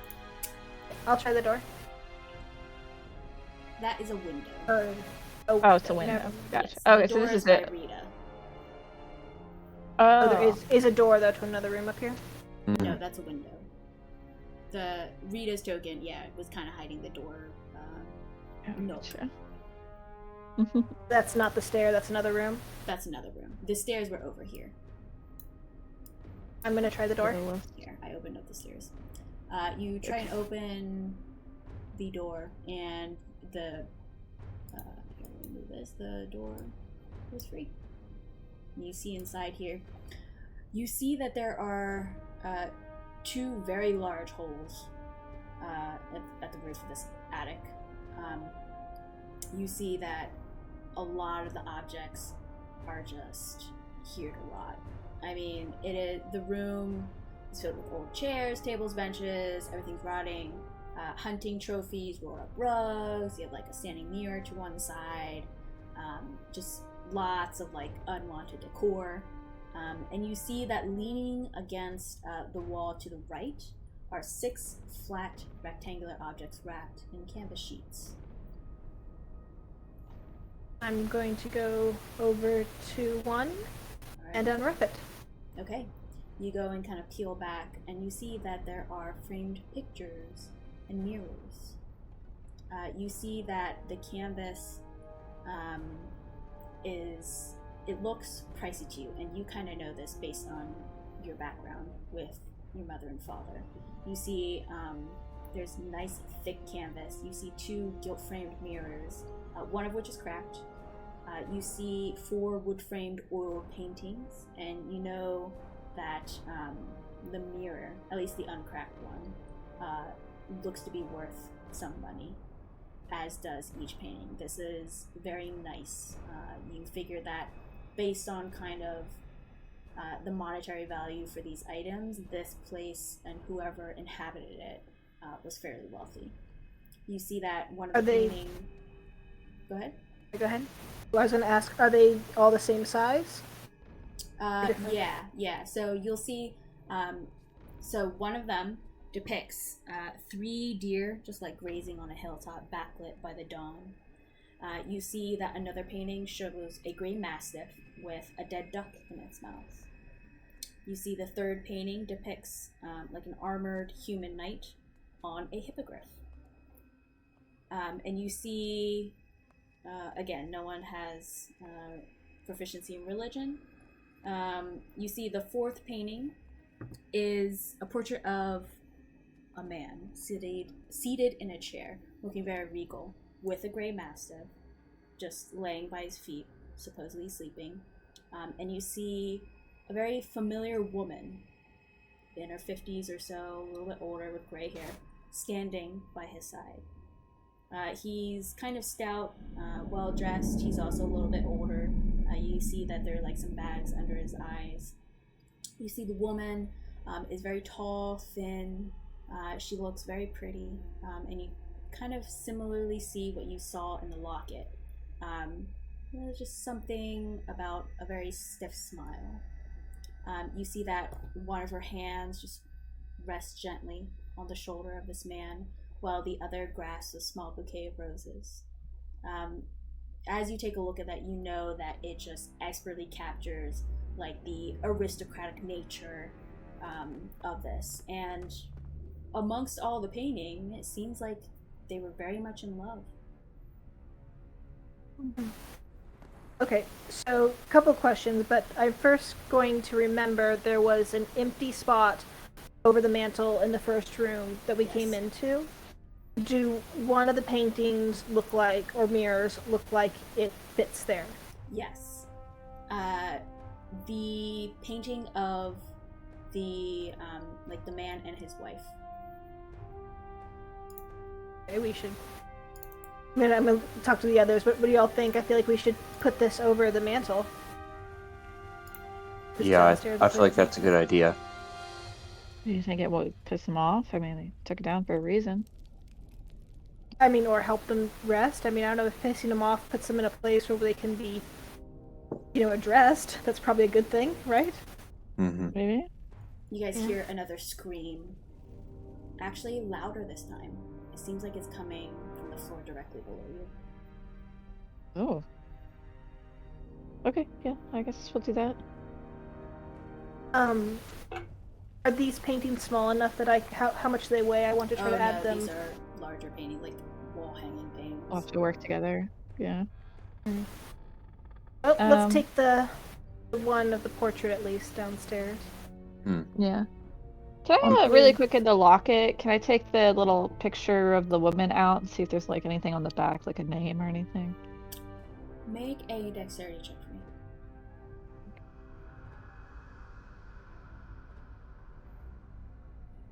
Fine. As you were trying to kind of like get this photo out, you tear it a little bit. As you do try pry it open, there's nothing in the back. Just a little torn. Okay. Well,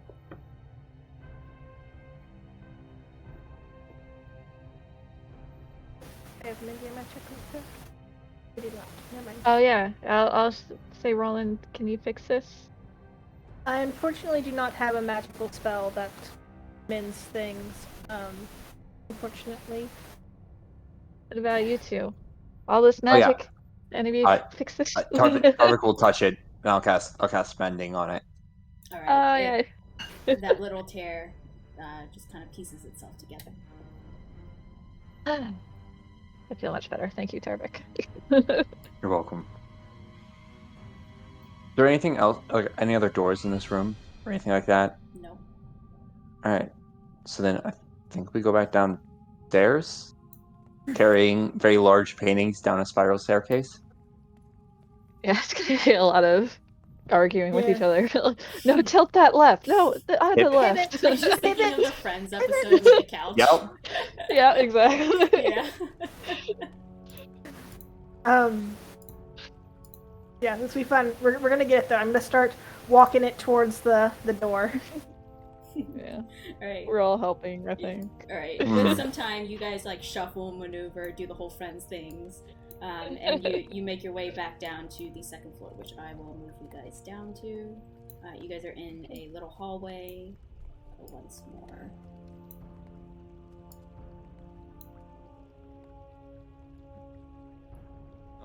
Do we want to take care of this now, or I know there's a couple more doors down the hall, this way. I mean, it's kind of inconvenient right now. So Okay. I feel like we should just do it. Well, I mean, we could like leave the painting in the corridor and clear the rooms if you all want to just check the rooms, Yeah, that's true. or we Mhm. just take it down and see what happens. I'm fine with either way. All right. Well, let's just deal with it now, because I feel like if we keep hearing sounds from layers below, this might get broken before we get to place it back in the right spot. So, Yeah. we'll work our way down to that level. Okay. I'll say you guys can stop moving your tokens for a second, so I Oh, can sorry. bundle you and just move you all at once as you guys make your way downstairs. Let's get it up on the wall here. Okay. Let's say, who is mounting the photo? The painting, sorry. I think Tarvik's the tallest one, right? Yeah, Yeah. I'll help, but yeah. Alright, so Tarvik Yeah. and Roland. I'm not very helpful. Go ahead and just make a strength check for me. One of you with advantage, or just both of you. help Tarvik to give him advantage. Okay. Well, that advantage did a whole lot. Okay. Alright, so you guys are lifting up and rolling. You're kind of trusting Tarvik to really pull his weight here as you guys are lifting up, and it is just wobbling. You guys are like, whoa, whoa, just kind of like teeter-tottering off to the side. Here, placement, actually Roland is probably here. Rita, the painting starts to fall towards you. Make a dexterity saving throw for me, please. Okay. Or, I'll give you the choice. Make a dexterity saving throw or a strength saving throw if you want to try and catch it. I'll use dexterity. Okay. You move out of the way. Cassandra, you see this painting kind of go towards you. Do you want to try and grab it? Or do you want to try, like, just move out? Oh no. I don't want it to break. Yeah, I'm just gonna move out of the way and hope it falls flat if I don't hit anything. Okay. Make a dexterity save. 14. You move out of the way. Both Tarvik and Roland make strength saving throws for me, please.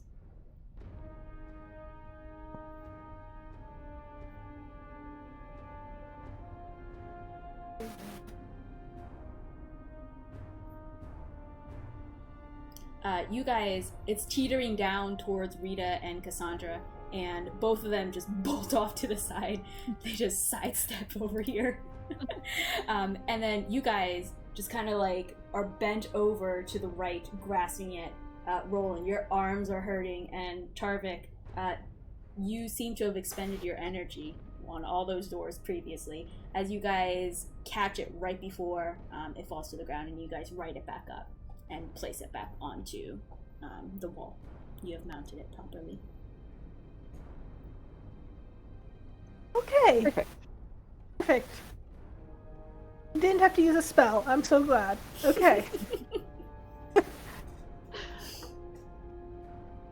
Does Did anything happen when we... Yeah. Okay. Just redecorating. Make perception checks for me.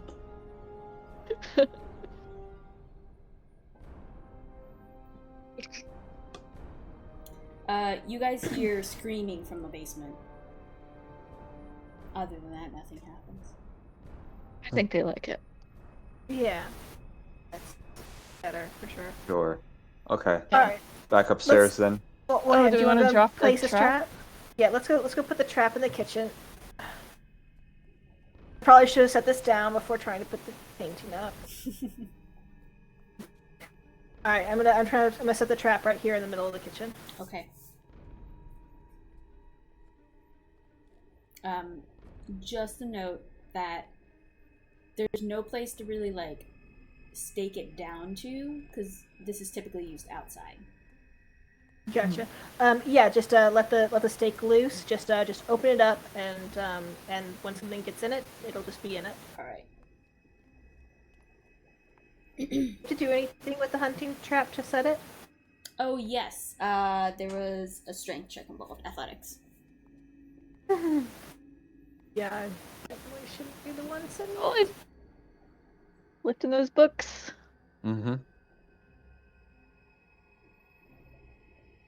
And You try and pry it open, and you get about halfway before you nimbly just kind of let it go because you were not extending far enough. It just kind of claps. Tarvik! We're so useless. Did you touch the pig already? Oh no. You're gonna catch the pig. You're gonna catch the pig. There you go. Where Athletics. where is the pig? It's an invisible pig. We're catching a ghost pig. Right. Okay. Yes. But what happened to the trap? Why is it not open? Because you haven't opened it yet, Tarvik. Oh. That's why. Oh. Okay. Oh, we'd be lost without you, Tarvik. We would. We'd be so mad. Easy enough. I'd like to think for the 20. Yeah. Yeah. I mean, I want to it's say like no like effort. Tarvik just steps on it like a little bit and it just pops open. It is no effort. Roland, you are taking a look at this marvel feat that he has just done. Nice. Okay. Oh, Thank you. I think we all need carefully like move a around the trap. workout regimen. Tarek, what would you recommend for that? I guess eating stuff and getting good genetics helps, and I think we missed the train for that. yeah, yeah. I don't really do Okay. much other than that. Gotcha. Tarvik, out of the corner of your eye before you just left your space there, you saw Mhm. something. You saw like a shadow rush across the floor, a small shadow. Hmm. In the But the corner. trap didn't go off. No. Do we get the impression that a mouse could set off a bear trap if it tried hard enough? If it was a really, really strong mouse, yes. I was about to say Mouse Hulk. the idea is like you can't hold open a bear trap. The mouse is probably not going to set it off. Well, I assume there's like a little triggery thing that's like way easier to, trip than the jaws. I mean, obviously you don't want the bear to be able to like pry open the jaws and get itself free either, but Right.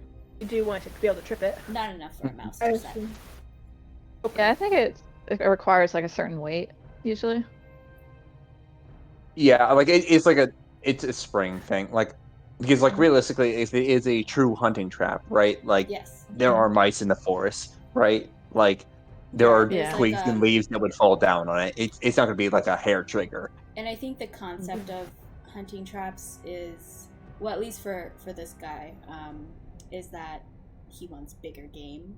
Like you kind of see the mounts on the wall of like bigger, substantially heavy animals that he was hunting. So you assume that his traps were geared towards that, towards heavier animals. Are there Are any any of these boars mounts on the a wall? pig? Yeah. Sorry, Yeah. what? Go A ahead. boar. Roll. Is there a pig or a boar on the wall anywhere? Yes. It is a boar, not a pig, though. And it has big tusks. Like, compared to the pigs that we saw at Witchway, Mm-hmm. are they like this guy's cousin, or like no, this is like a legit boar? Those were just wild pigs. Make a pig family check for me. No. No, you can easily tell that these are different. So this is like a big wild boar that could be potentially a combat encounter. And the pigs, though they could rough you up a little bit because there were a lot of them. They weren't necessarily to this level of this boar. Gotcha. Okay.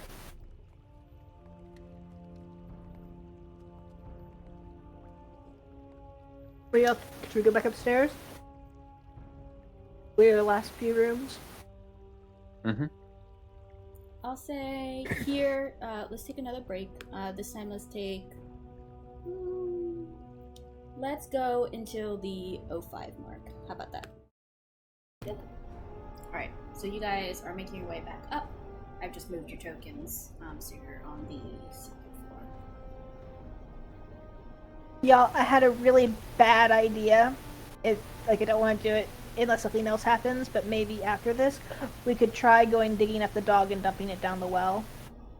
I did think Thought about it. Yeah. yeah, did think about like, oh yeah, maybe they just weren't reunited with their bodies. So if we just put their bodies in the right spot, everything will work out. But You people are sociopaths. What is the matter with you? look, Yeah, we should sometimes you need know it's a bad idea. or defile their graves. Last resort. I didn't say right? we were going to do it, right? Like, Yeah. Maybe if the hunting trap catches the ghost of a dog, we'll take the trap with the dog ghost and put that in the well, and that'll work. I was thinking like a collar. We'd find a collar. We'd put Collar, that in the that'd be well. So we have something from the husband and the wife, and We need stuff for the dog and the kids, I guess. I feel like there's definitely someone living here, and we haven't figured out who they are. Right? I think it's the Right. wife. That is a door. I think To it's your probably. left, Carver. Yeah. I was I mean, to gonna. your right. Yes, I will open that door Okay. Give me a second. if I can. Yes. We do some dynamic lighting. Oh,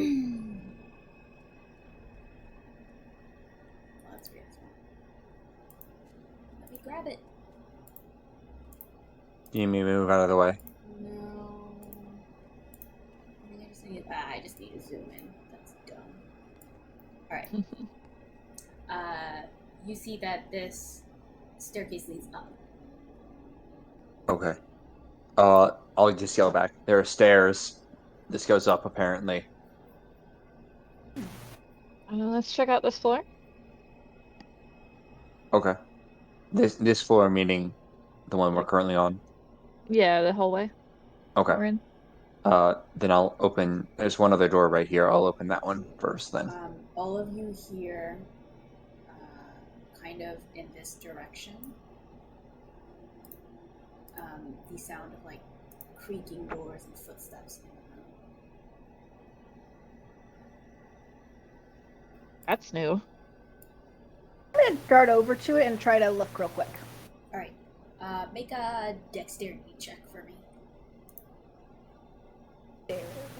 See how quick you are. 12. You dart and you're very quick, but you don't see anything.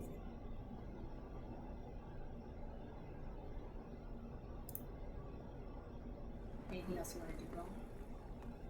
Sorry, I didn't quite hear it. You cut out after Oh, you were very quick. Sorry, you quickly dart. Let me check these out. You quickly dart and you don't see anything.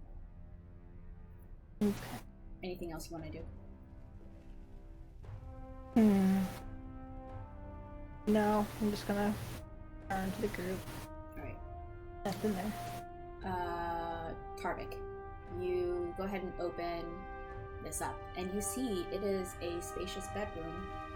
It has walls decorated with wainscoting and rusty oil lamps. You see that there is a 4-poster bed that stands against the south wall, the bottom. Its bedposts carved to look like stags and wolves. You see opposite of the bed is a stone hearth with a black marble mantle, and it just has a pair of elk antlers mounted above it. They're beautiful and large. You see a bare, dust-covered writing desk, and it's set against the left wall under a pair of very tall windows that have some nice burgundy drapes outlining it. And you see other furnishings around the room, a tall wardrobe. It's here in this corner right here, just propped up there. And you see an empty dog kennel in the southeast corner, right beside where you are.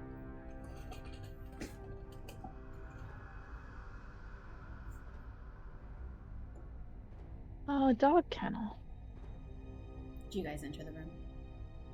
Yeah. Oh yeah. Yeah. I'll step in so everyone can get in. What about you, Rita? You still in the back? Okay.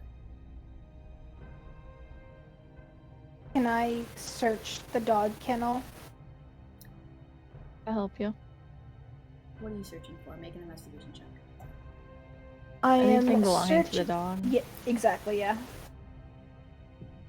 You don't see anything. No. You see some hair and dust intermingle within the kennel itself, but you don't find anything tangible. Can I pick up some dog hair? Mm-hmm. Absolutely. Okay. I'll put them in a vial. I have a vial of the dog hair. Mm-hmm. And some dust. Okay. What else is in this room? You see a 4-posting bed. You see a wardrobe. You see a stone hearth. You see elk antlers above it. You see a writing desk. Ooh. I want to look at the desk. Okay. If there's any papers or anything. Yeah, make an investigation check. Where's my character sheet? Hmm. 21. Your attention goes to the desk, and something out of the corner of your eye catches. You notice that there appears to be a false wall right here. Oh, I wasn't expecting that.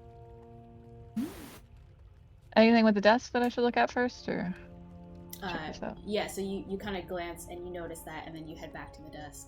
You kind of rifle through the drawers, and there is not much here. You see some loose papers with some like notes listed on it. It kind of looks like grocery notes, and just like little notes of "I love you," like, you know, I'm going out on a hunting trip, scrawled in like this kind of not chicken scratch, but you can definitely tell just kind of like a harsher writing. And then some of the grocery list items are kind of like in this very nice, calligraphic, almost very, very beautiful handwriting. Okay. I point out the false wall, and I guess try and press on it. Okay, you try and press on it, and nothing seems to happen. Can I look for a trigger or release or some way to figure out how this false wall is working? Yeah, make a investigation check for me. Well, Oh, you I don't bet you need need it. Roland, you kind of Always take appreciate it. your instinct tells you, or your logic tells you, look at the door. But your instinct draws you to the bedposts. It's strange. Everything else in this room is kind of like freestanding, but you kind of take a closer look at the bed and it is bolted in. And it's odd why the bed itself should just be bolted in.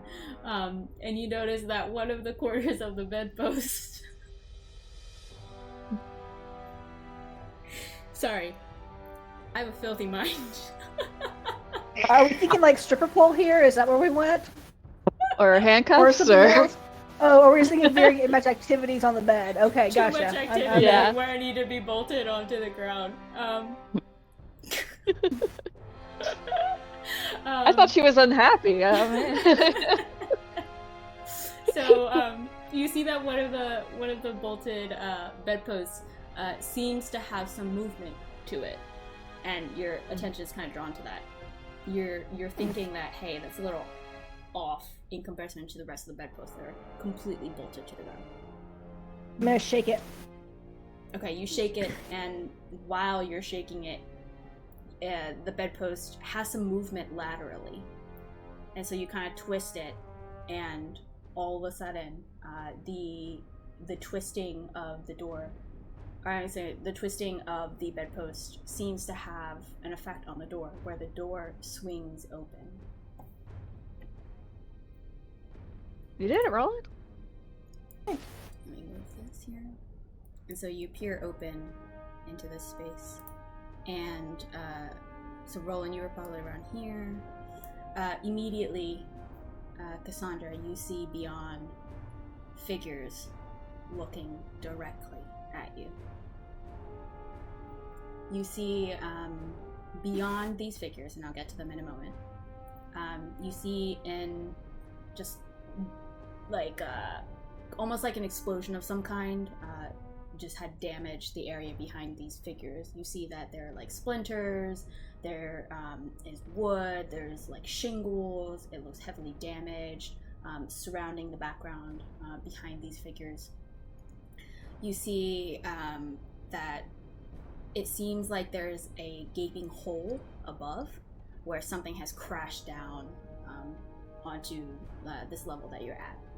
And so you see just like shards of jagged wood, like at different angles, jut out from the wall, off the floor. It just seems to be like a dastardly mess. And you see now, just kind of like taking a look at these figures, they are clad in similar garb, Roland, to what you found in that wardrobe. So you find the black robe, or you found the black robe, the scarlet sash, as well as the sandals, and these figures are all clad in that garb. There are 4 of them. The first one is kind of, she's a human. You see she's kind of older in her years. You can guess somewhere between 50 to 70, likely. You can see she has a very kind face and very kind eyes. You see kind of like the crow's feet around her eyes as she's just staring directly at you.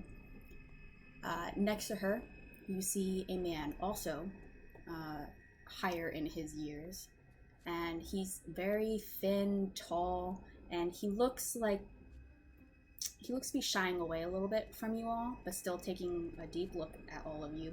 You see his hair, it's white, and it just kind of like whisks to the one side, and you can see as you look, he kind of has like a little lazy eye on his left eye, and he's kind of just like holding his hands nervously. The third figure is a younger looking woman. She is kind of like, she just looks morose, like super thin, like rail thin, and a lot younger than the other 2 that I had described. She has very dark hair. Excuse me. Her eyes are very deep brown. They kind of just draw you in. They're very deep and full of knowledge. And then the last figure that you see is another woman, probably somewhere between 30s to 40s. You're not quite sure. She kind of is like a little on the shorter side, and has a very, I want to say like severe look that she's looking towards you. She looks very intent on whatever movement you guys make, and she is just eyeing you, Cassandra. And beyond, she kind of sees Roland's shoulder, but they are all just looking at you as you open that door, or the door opens.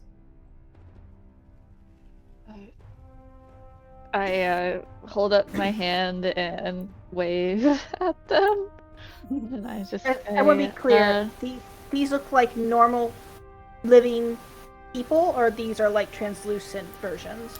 Oh, they look very much real. They are not translucent at all. Okay. And Cassandra, as soon as you do that, like that awkward hello, you see the older woman who had the very kind eyes, just kind of clasp her hands in front of her. Ah, so you've made it here. And there are others Sorry with to you. intrude. Yes. Please come forth. And she kind of takes her hand out and motions for you guys to come in. I come in and leave some room for you guys.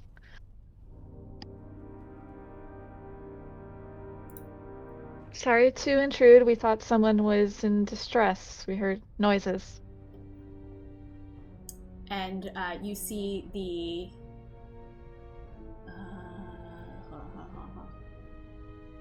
you see the one with the severe look, the one kind of in her 30s or 40s, kind of shorter, not as thin as the others. Just take a look at you, and then she opens up her mouth, and you expect her to like talk normally. It's not like a very loud or a very big opening of her mouth, but she just emits this sound like you heard before, like a dying man screaming.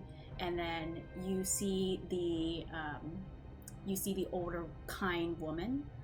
She opens her mouth a little bit, and you hear glass breaking behind of you. And then she starts to speak again, the older woman, and she says, "Adventurers, I presume, looking for treasure? There is none here. If you have come to use the crossing, feel free to do so. We mean you no harm, and hope you mean no harm to us." Are you Vistani? No, Vistani. What is your intent? If you are here to loot, there is nothing. A raven led us here. She kind of looks towards the others. You see the Oro man just kind of like nervously just like touching his hands and just kind of like kneading them. And you see that woman with the severe look seems to be eyeing all of you, and you kind of feel her eyes on you. She kind of looks towards them, and they kind of do a quick dart, looking to her, and they just shake their heads. I apologize. What is the... if some being led you here, but if you are here to loot, there is nothing here. What is the crossing? She kind of tilts her head a little bit. So you are not here for the Shadow Crossing? And you are We not here maybe to loot? are. We're curious. Oh, well. Kind of looks you all up and down. What are all of your alignments? Ooh, that's a great question. I was originally neutral, but I think since my death, I've been more like chaotic good. Mm-hmm. I'm chaotic good. Mm-hmm. Yeah. I've just looked at my alignment for the first time, and I didn't know that it was this. I am chaotic neutral. Do you feel like Oh. you align with that? You can change them if you want. I mean, it's like a fluid thing. So, Yeah. is that something Rita identifies with? Oh, alignment. Always Rita so. feels very chaotic. I think chaotic Yeah, neutral she also fits Rita seems to a good. T. I Yeah. think neutral chaotic good, for sure. Yeah, but she's done some bad stuff. I don't know. Yeah. Well, she's not like chaotic intimidating evil, that though. kid. That She's No, not evil. yeah. No. well, and that's the thing, right? Like it's a sum of all actions, right? Mhm. Yeah. She a little I think self-centered, she. though. Good. I think no. I think that I think she's good. I think that generally speaking, she's trying to do the right thing most of the time. So, I'll update that to chaotic good. All right. Yeah, I fixed mine too. All right. For sure, we needed to keep the chaotic. Yes. All right. So you guys see that she kind of takes a glance at all of you, and you see out of the corner of your eye. After she takes a look at you, she actually looks towards the younger woman with the brown hair, and she has been peering into all of you, and she just kind of does a little shrug, and the older woman continues talking. She says, "Well, the crossing is the Shadowfell crossing."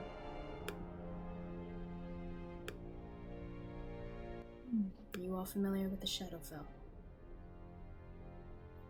Only from little what the bit. Raven shared with us. It is a border I mean, between our world and the Shadowfell, a dark, dangerous place full of evil. I recommend if you have no purpose, that you do not go. But if you have purpose to go, this is the way.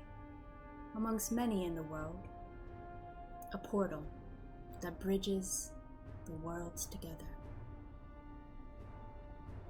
Is it easy to cross back? It can be for some, if you survive.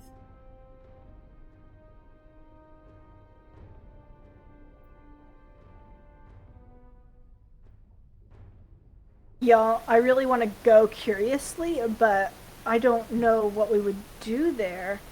Do you I feel like think the we would Raven is need a- leading you to this place? The book talked about the Vistani and how they can freely travel back and forth. I think we would need a guide like that. Yeah, I feel like the book also talked about how like they were immune to apparently something that happens in the Shadowfell that The makes you, despair. yeah, the despair. Mhm. I mean, there had to be purpose for us coming here, right?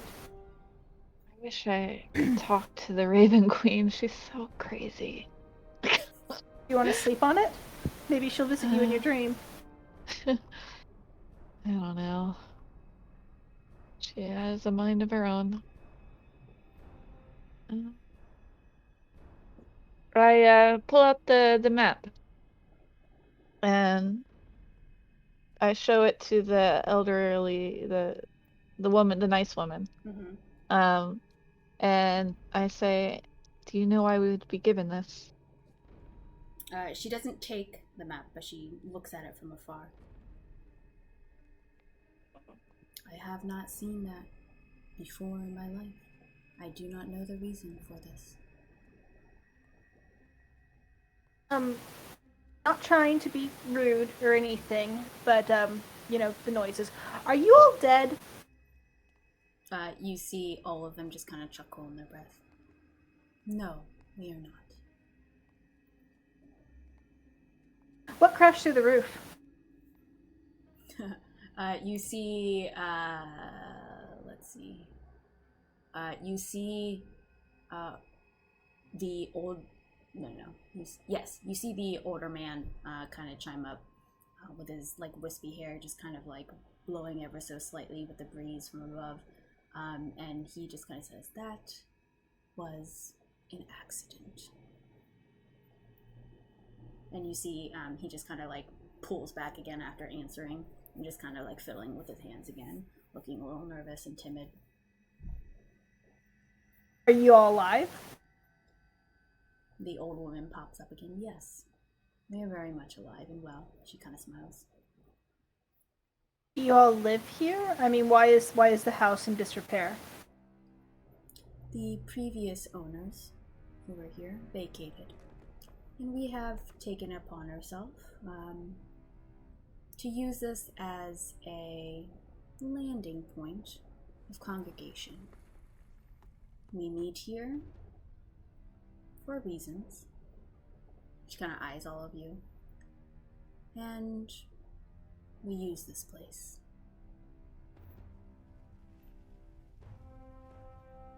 Are you Vistani? I believe I answered the young lady's question. No. Yeah. That's the first thing Sorry, I asked. have it- and I'm have so indicated sorry. not. I'm so sorry. You see the kind of 30 to 40 old woman in the back who's been looking at you with kind of like a severe look, and she just kind of like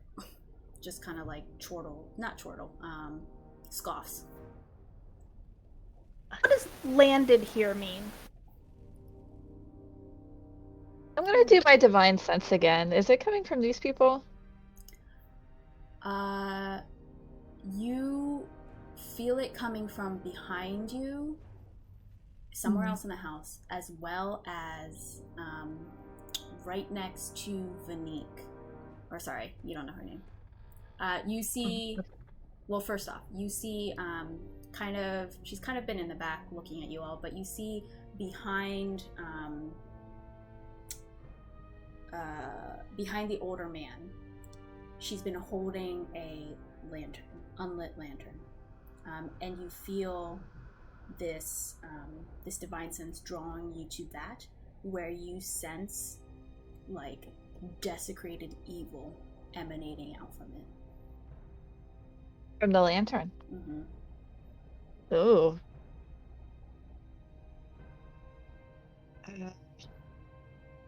By desecrated evil, do you mean evil, something evil that's been desecrated, as in the opposite of something evil that's been consecrated? I didn't understand your question. Sorry, what? Okay. So did they sort of by desecrated Just like pure evil is what I mean. Okay, sorry. Okay, got it. Is the crossing related to your lantern? You see Vanique hold her lantern even tighter. As she looks at you, she takes a step back. Give me a second while I roll something. She takes another step back after, and she says, "There is nothing that we have to do with the shadow crossing we're here on our own business. You see the older woman just kind of take a look back. She just gently puts a hand, kind of almost like to calm her, you kind of see, and to hold her at bay. And she looks back to you.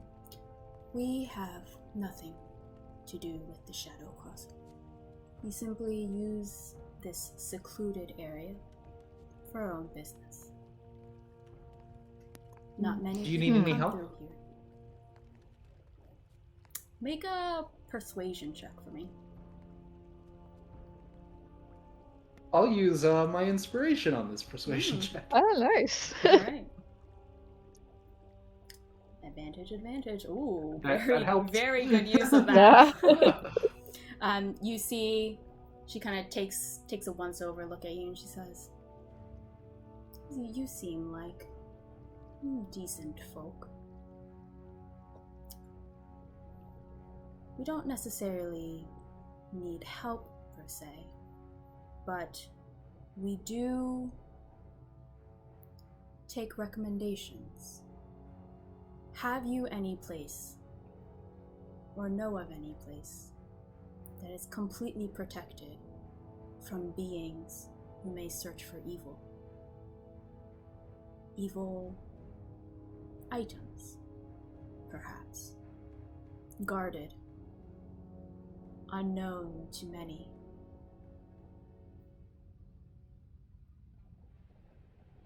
Can I We're think of any looking for place one like that? ourselves. You I tell was me. supposed to say, Well, I mean, I The think we vault, do. but we don't have the tile. Well, Okay. there's the tomb as well, like the grave of I don't remember her name, but in the forest, Helene. Helene's tomb. Well, we are kind of looking for one ourselves because we do have that artifact that we want to get rid of. So Are you saying I was all more of this thinking, out like- loud? no, No, no. no. This is out of character knowledge. Okay, I mean, great. Yeah. I didn't. No, continue talking. I just want to clarify. Is Roland under the impression that the library in Duras is a place like that? It is to an extent. It's not completely protected. It's like people know about it, people go there, people know its intent. It is slightly guarded, but you know that it's not foolproof. We may have some ideas that help you, but protecting something that's evil, I think I need to better Reaching the wrong understand that. hands. We are part of a kindness. It's the older Insight. woman. Oh, go ahead. Of ravens? The kindness of ravens? That's weird. Do you say that out loud? Roland. I'm not gonna say that's weird part. I'm gonna say everything else. Okay. All right, Cassandra. You kind of did it early, but I'll let you know that what she's about to say is truthful. As you. Okay, I just want to know if she really wants to keep it out of like evil hands. If she's like, Yes, that trying to part is protect- also truthful. okay. Okay, She cool. she continues speaking. She says, "We are part of a kindness that seeks to prevent others from obtaining ill items."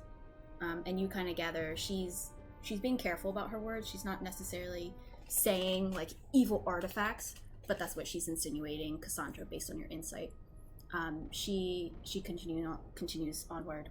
She says, "We use this place as a gathering point, congregate to discuss items that need to be hidden, and as a base of operations, if you will. And currently, we are seeking a home for something quite evil. If you know of any strongly guarded place that would assist us." I'll tell her what I know of the library, and that it's not foolproof, but that's the safest place that I'm aware of. You see the older man kind of smile, as you give up that information, and you see the younger woman with the brown hair kind of pipe up, and she says, "Oh yeah, well, we know that place too. It's okay, but this thing is really," and she kind of like cringes a little bit, "really bad." To the north What of about- here is the Marion Vale, and sort of in the north of the Marion Vale is the Dullar Forest, which is a dangerous place. It seems to be cursed and haunted. But deep within, there is a tomb that is magically guarded and may serve you well. You see the older woman looks to you and says, "Well, if you can speak more to that, then we would appreciate it." She kind of looks towards the others.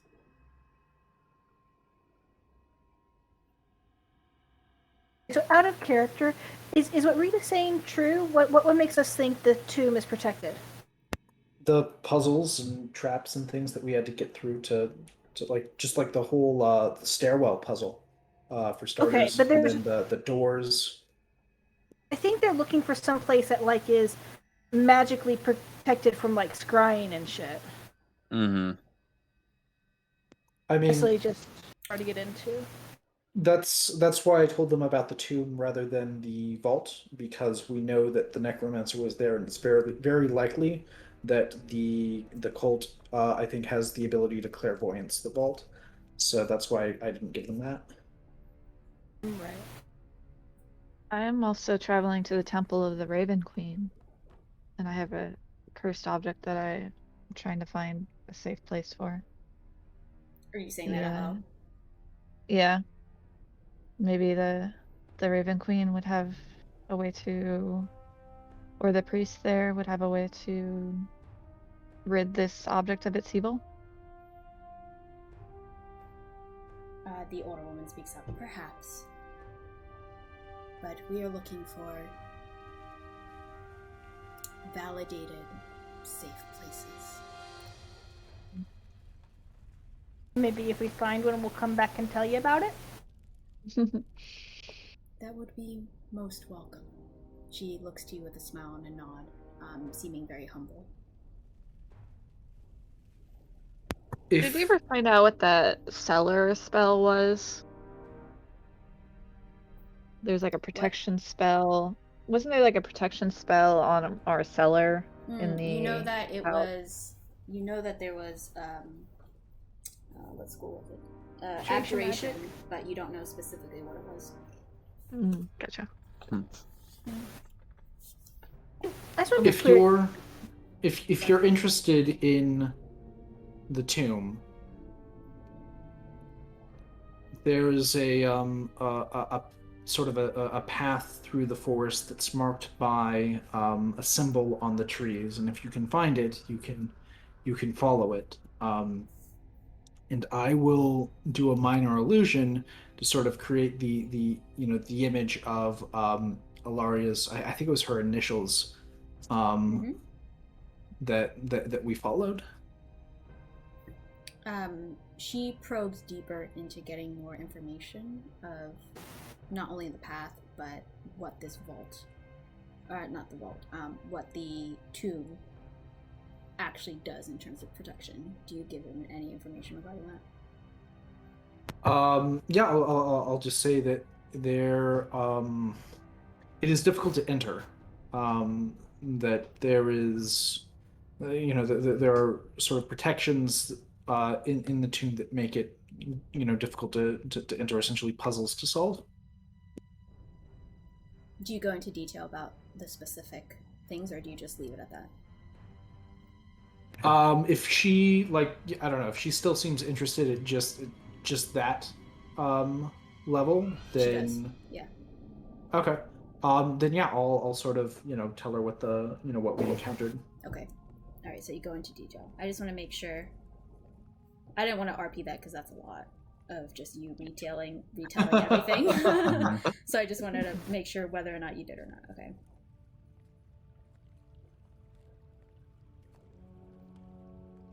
Can I just ask them, so Mhm. if all the noises we've been hearing for like the last couple hours, however long we've been here, that's all been you all, right? There's no actual ghosts in the house or anything haunted or anything like that that you know of? I sense There something does else. appear to be a voice that is not ours. Of someone crying out for something named Braun? We're not quite sure. In the well? We have not intruded. We try to keep to a minimal here. Are you all the ones using the kitchen? You see the older man kind of wring his hands as he moves forward and just kind of peeks out behind of this older woman and just kind of nods and kind of peeks back out. I feel like I'm gonna take out the spices that I took and I'm gonna give them back and say I'm sorry. You see the older and the sash too.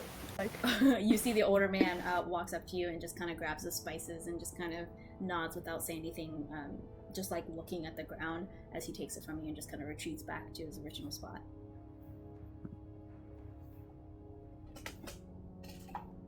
So you guys know a lot about, bad, evil stuff.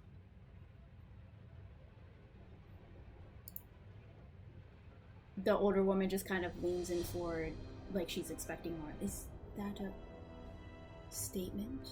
A question? I guess a question. I guess if it's yes, then the follow-up question is, what do you guys know about, like, the eye or the hand? Go in there. Yeah. Or the ritual? Any of those, like, sparking things?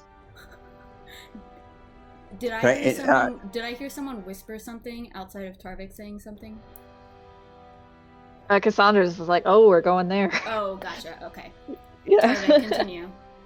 Yeah.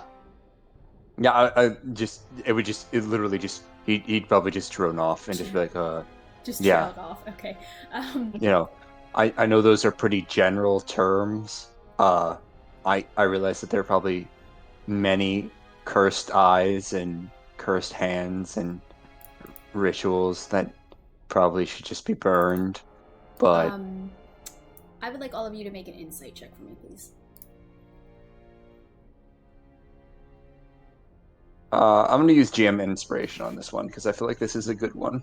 All right. To get right. Yeah.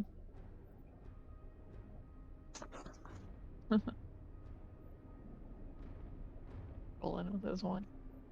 All right. So, all of you see noticeable shifts in demeanor from all four of these individuals as they seem to react to when you said hand, and they all take like furtive glances towards each other, and they kind of look towards you with distrust. You see in their eyes. The older woman starts to speak as the others. You notice their body shifts towards protecting the one in the back that was holding the lantern. And you see the older woman, she kind of looks to you and says, "And why do you seek such items as you have indicated?" We definitely don't. I definitely would not like any of those items. I got this weird message. And I'll pull up my map case again, stuffed with notes, and dig through it and find the handout that reads I gotta find that Fiona. poem again. Yeah, the Fiona prediction for me. The Undying King's Return. Yeah. Yeah, the I'm eye, trying to the find. hand, the ritual, the future is under threat. Mm-hmm. So you pull that out and what? You like show it to them? I'll read it and then show it to them. Mm-hmm.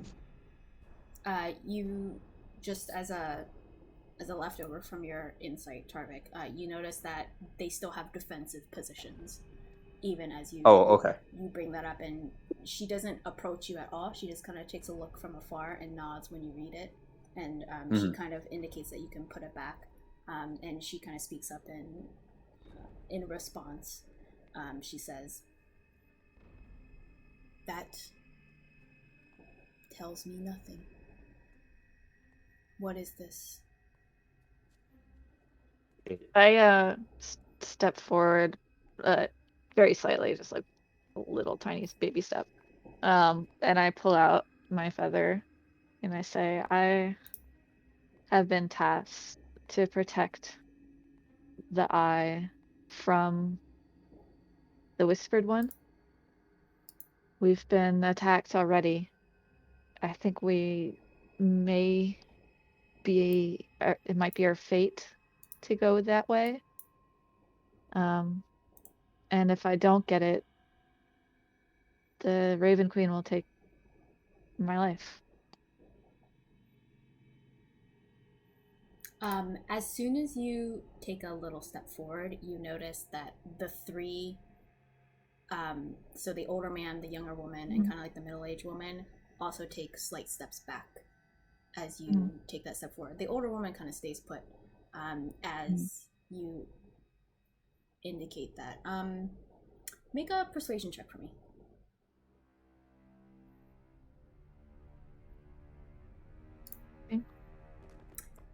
You notice that she kind of takes you in, and she says,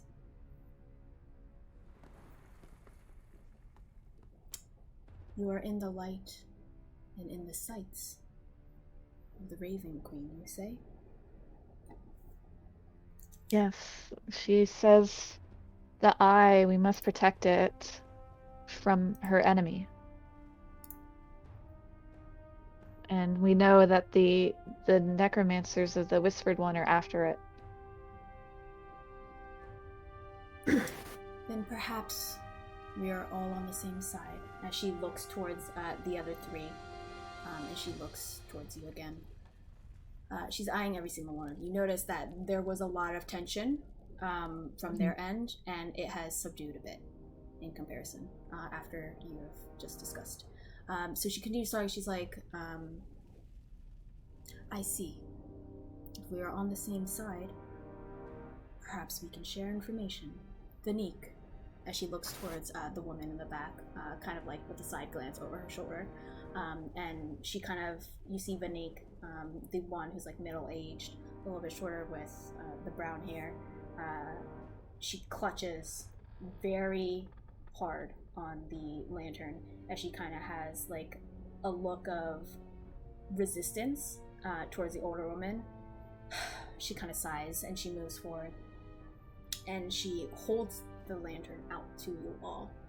And she says, "Well, this is evil. Something related with a hand. What the big guy was talking about. It's evil, though. We don't know what it is, other than it's a scroll. It has something about a hand." Oh, You okay. think it So that relates? it could be the ritual. Yeah. Oh, also my name is Tarvik. Tarvin, nice to Hi. meet you. I'm Vanique. I might have misunderstood. She's holding up the lantern to us. Can we see inside the lantern? It is kind of like frosted a little bit, but you do see that there's like something in it. It looks like perhaps some type of rolled parchment. Did you read what's in the parchment? Well, yeah, that's why we know it's something about a hand. She's kind of like a Gotcha. little snappy. And then you see like the older woman just kind of like take a glance, like, all right. I think I think it's related to what fortune teller Fiona said. Well, it seems Perhaps. that fate seems to have brought us together, I guess. Well, we're also looking for a safe place for this cursed item we're carrying. We could look for a safe place for the lantern. Make a persuasion check for me.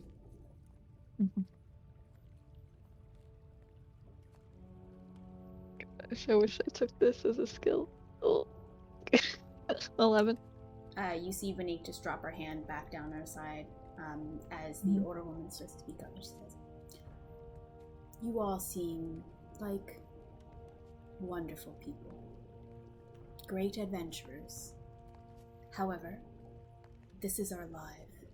This is our lives. This is what we seek out to do. We seek to keep evil out of the hands of those that would misuse it. I fear that in other hands who may not be as focused as ours, it may fall into the wrong hands. I do believe that we will find a place." And my insight check from earlier, I do believe that these people are trying to protect this item. Yes, through and through. Okay.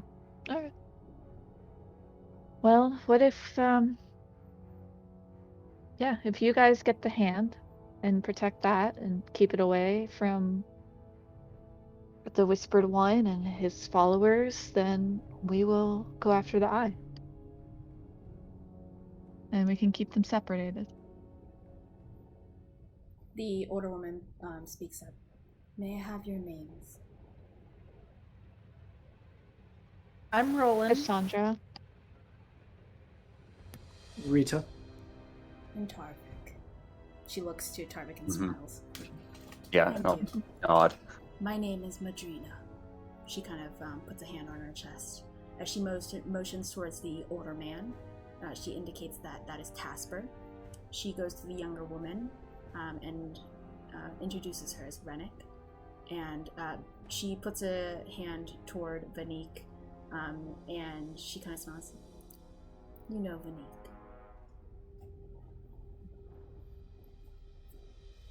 I'm not sure you should be so close to this crossing the Shadowfell. Can they cross back this way? "One must know the crossing path, if you will, to go to the Shadowfell and to our world, and must do so at the proper time of day. If not, one may not cross. And those that are on the other side, well," and she kind of looks like wistfully in the air, "they may not be so intelligent, but they are fierce."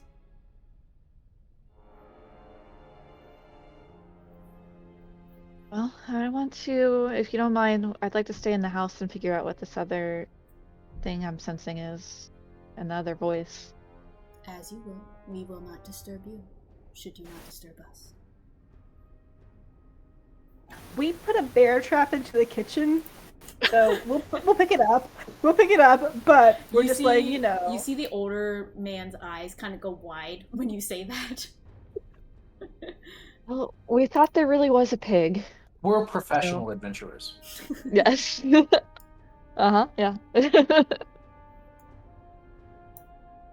We even have a name with the Phoenix Company.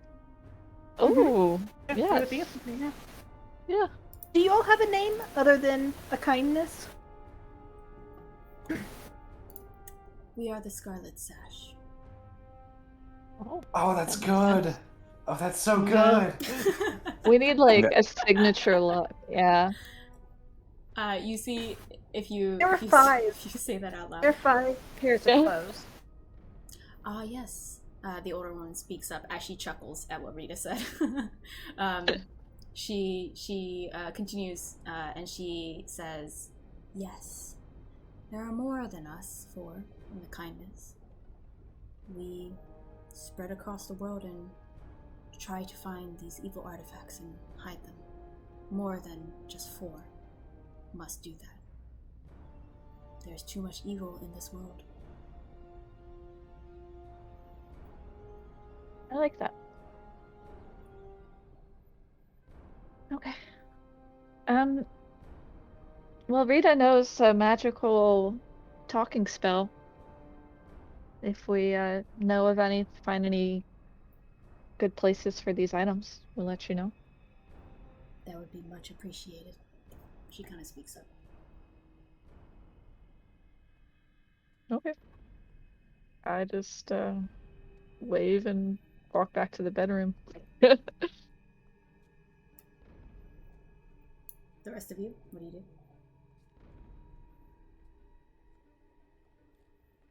Yeah, I'll walk back out as well. Alright. Tarvik and Roland, you do the same? I'm just following you. Yeah. Okay. Yeah, just leave. Alright. So you guys take your leave, and I'll say this is where we end Was it the door? tonight's session. Was there a door here? There was a door, yes. We didn't try it. Okay. Okay. If you want to go out that way, you can. I guess we would. Yeah. You can just sort of, I didn't awkwardly even file see it. back into the. Like, we Wait a need to moment. try all the doors. We're professionals. Yeah, like I feel like we're all gonna exit the room, and Roland's gonna say, "Hey, there was a door in that room. Should we try it?" And we'll like just talk for a second. And we're gonna come back in, and I'm gonna like just kind of ignore them and go try the door and see if it unlocks. You see Not that make eye contact. yeah, as you guys they're observing you. They're not completely ignoring you if you're ignoring them, but you catch them looking at you. You do see in this room that I guess I described it with like it just looks like so disarray in here. Like an explosion happened, like some kind that just damaged all this area. So you go over on this door, right? This one? Mm-hmm. Okay, cool. I'll open this for you guys, and this is the hallway. But I'll say here, this is where we end tonight's session.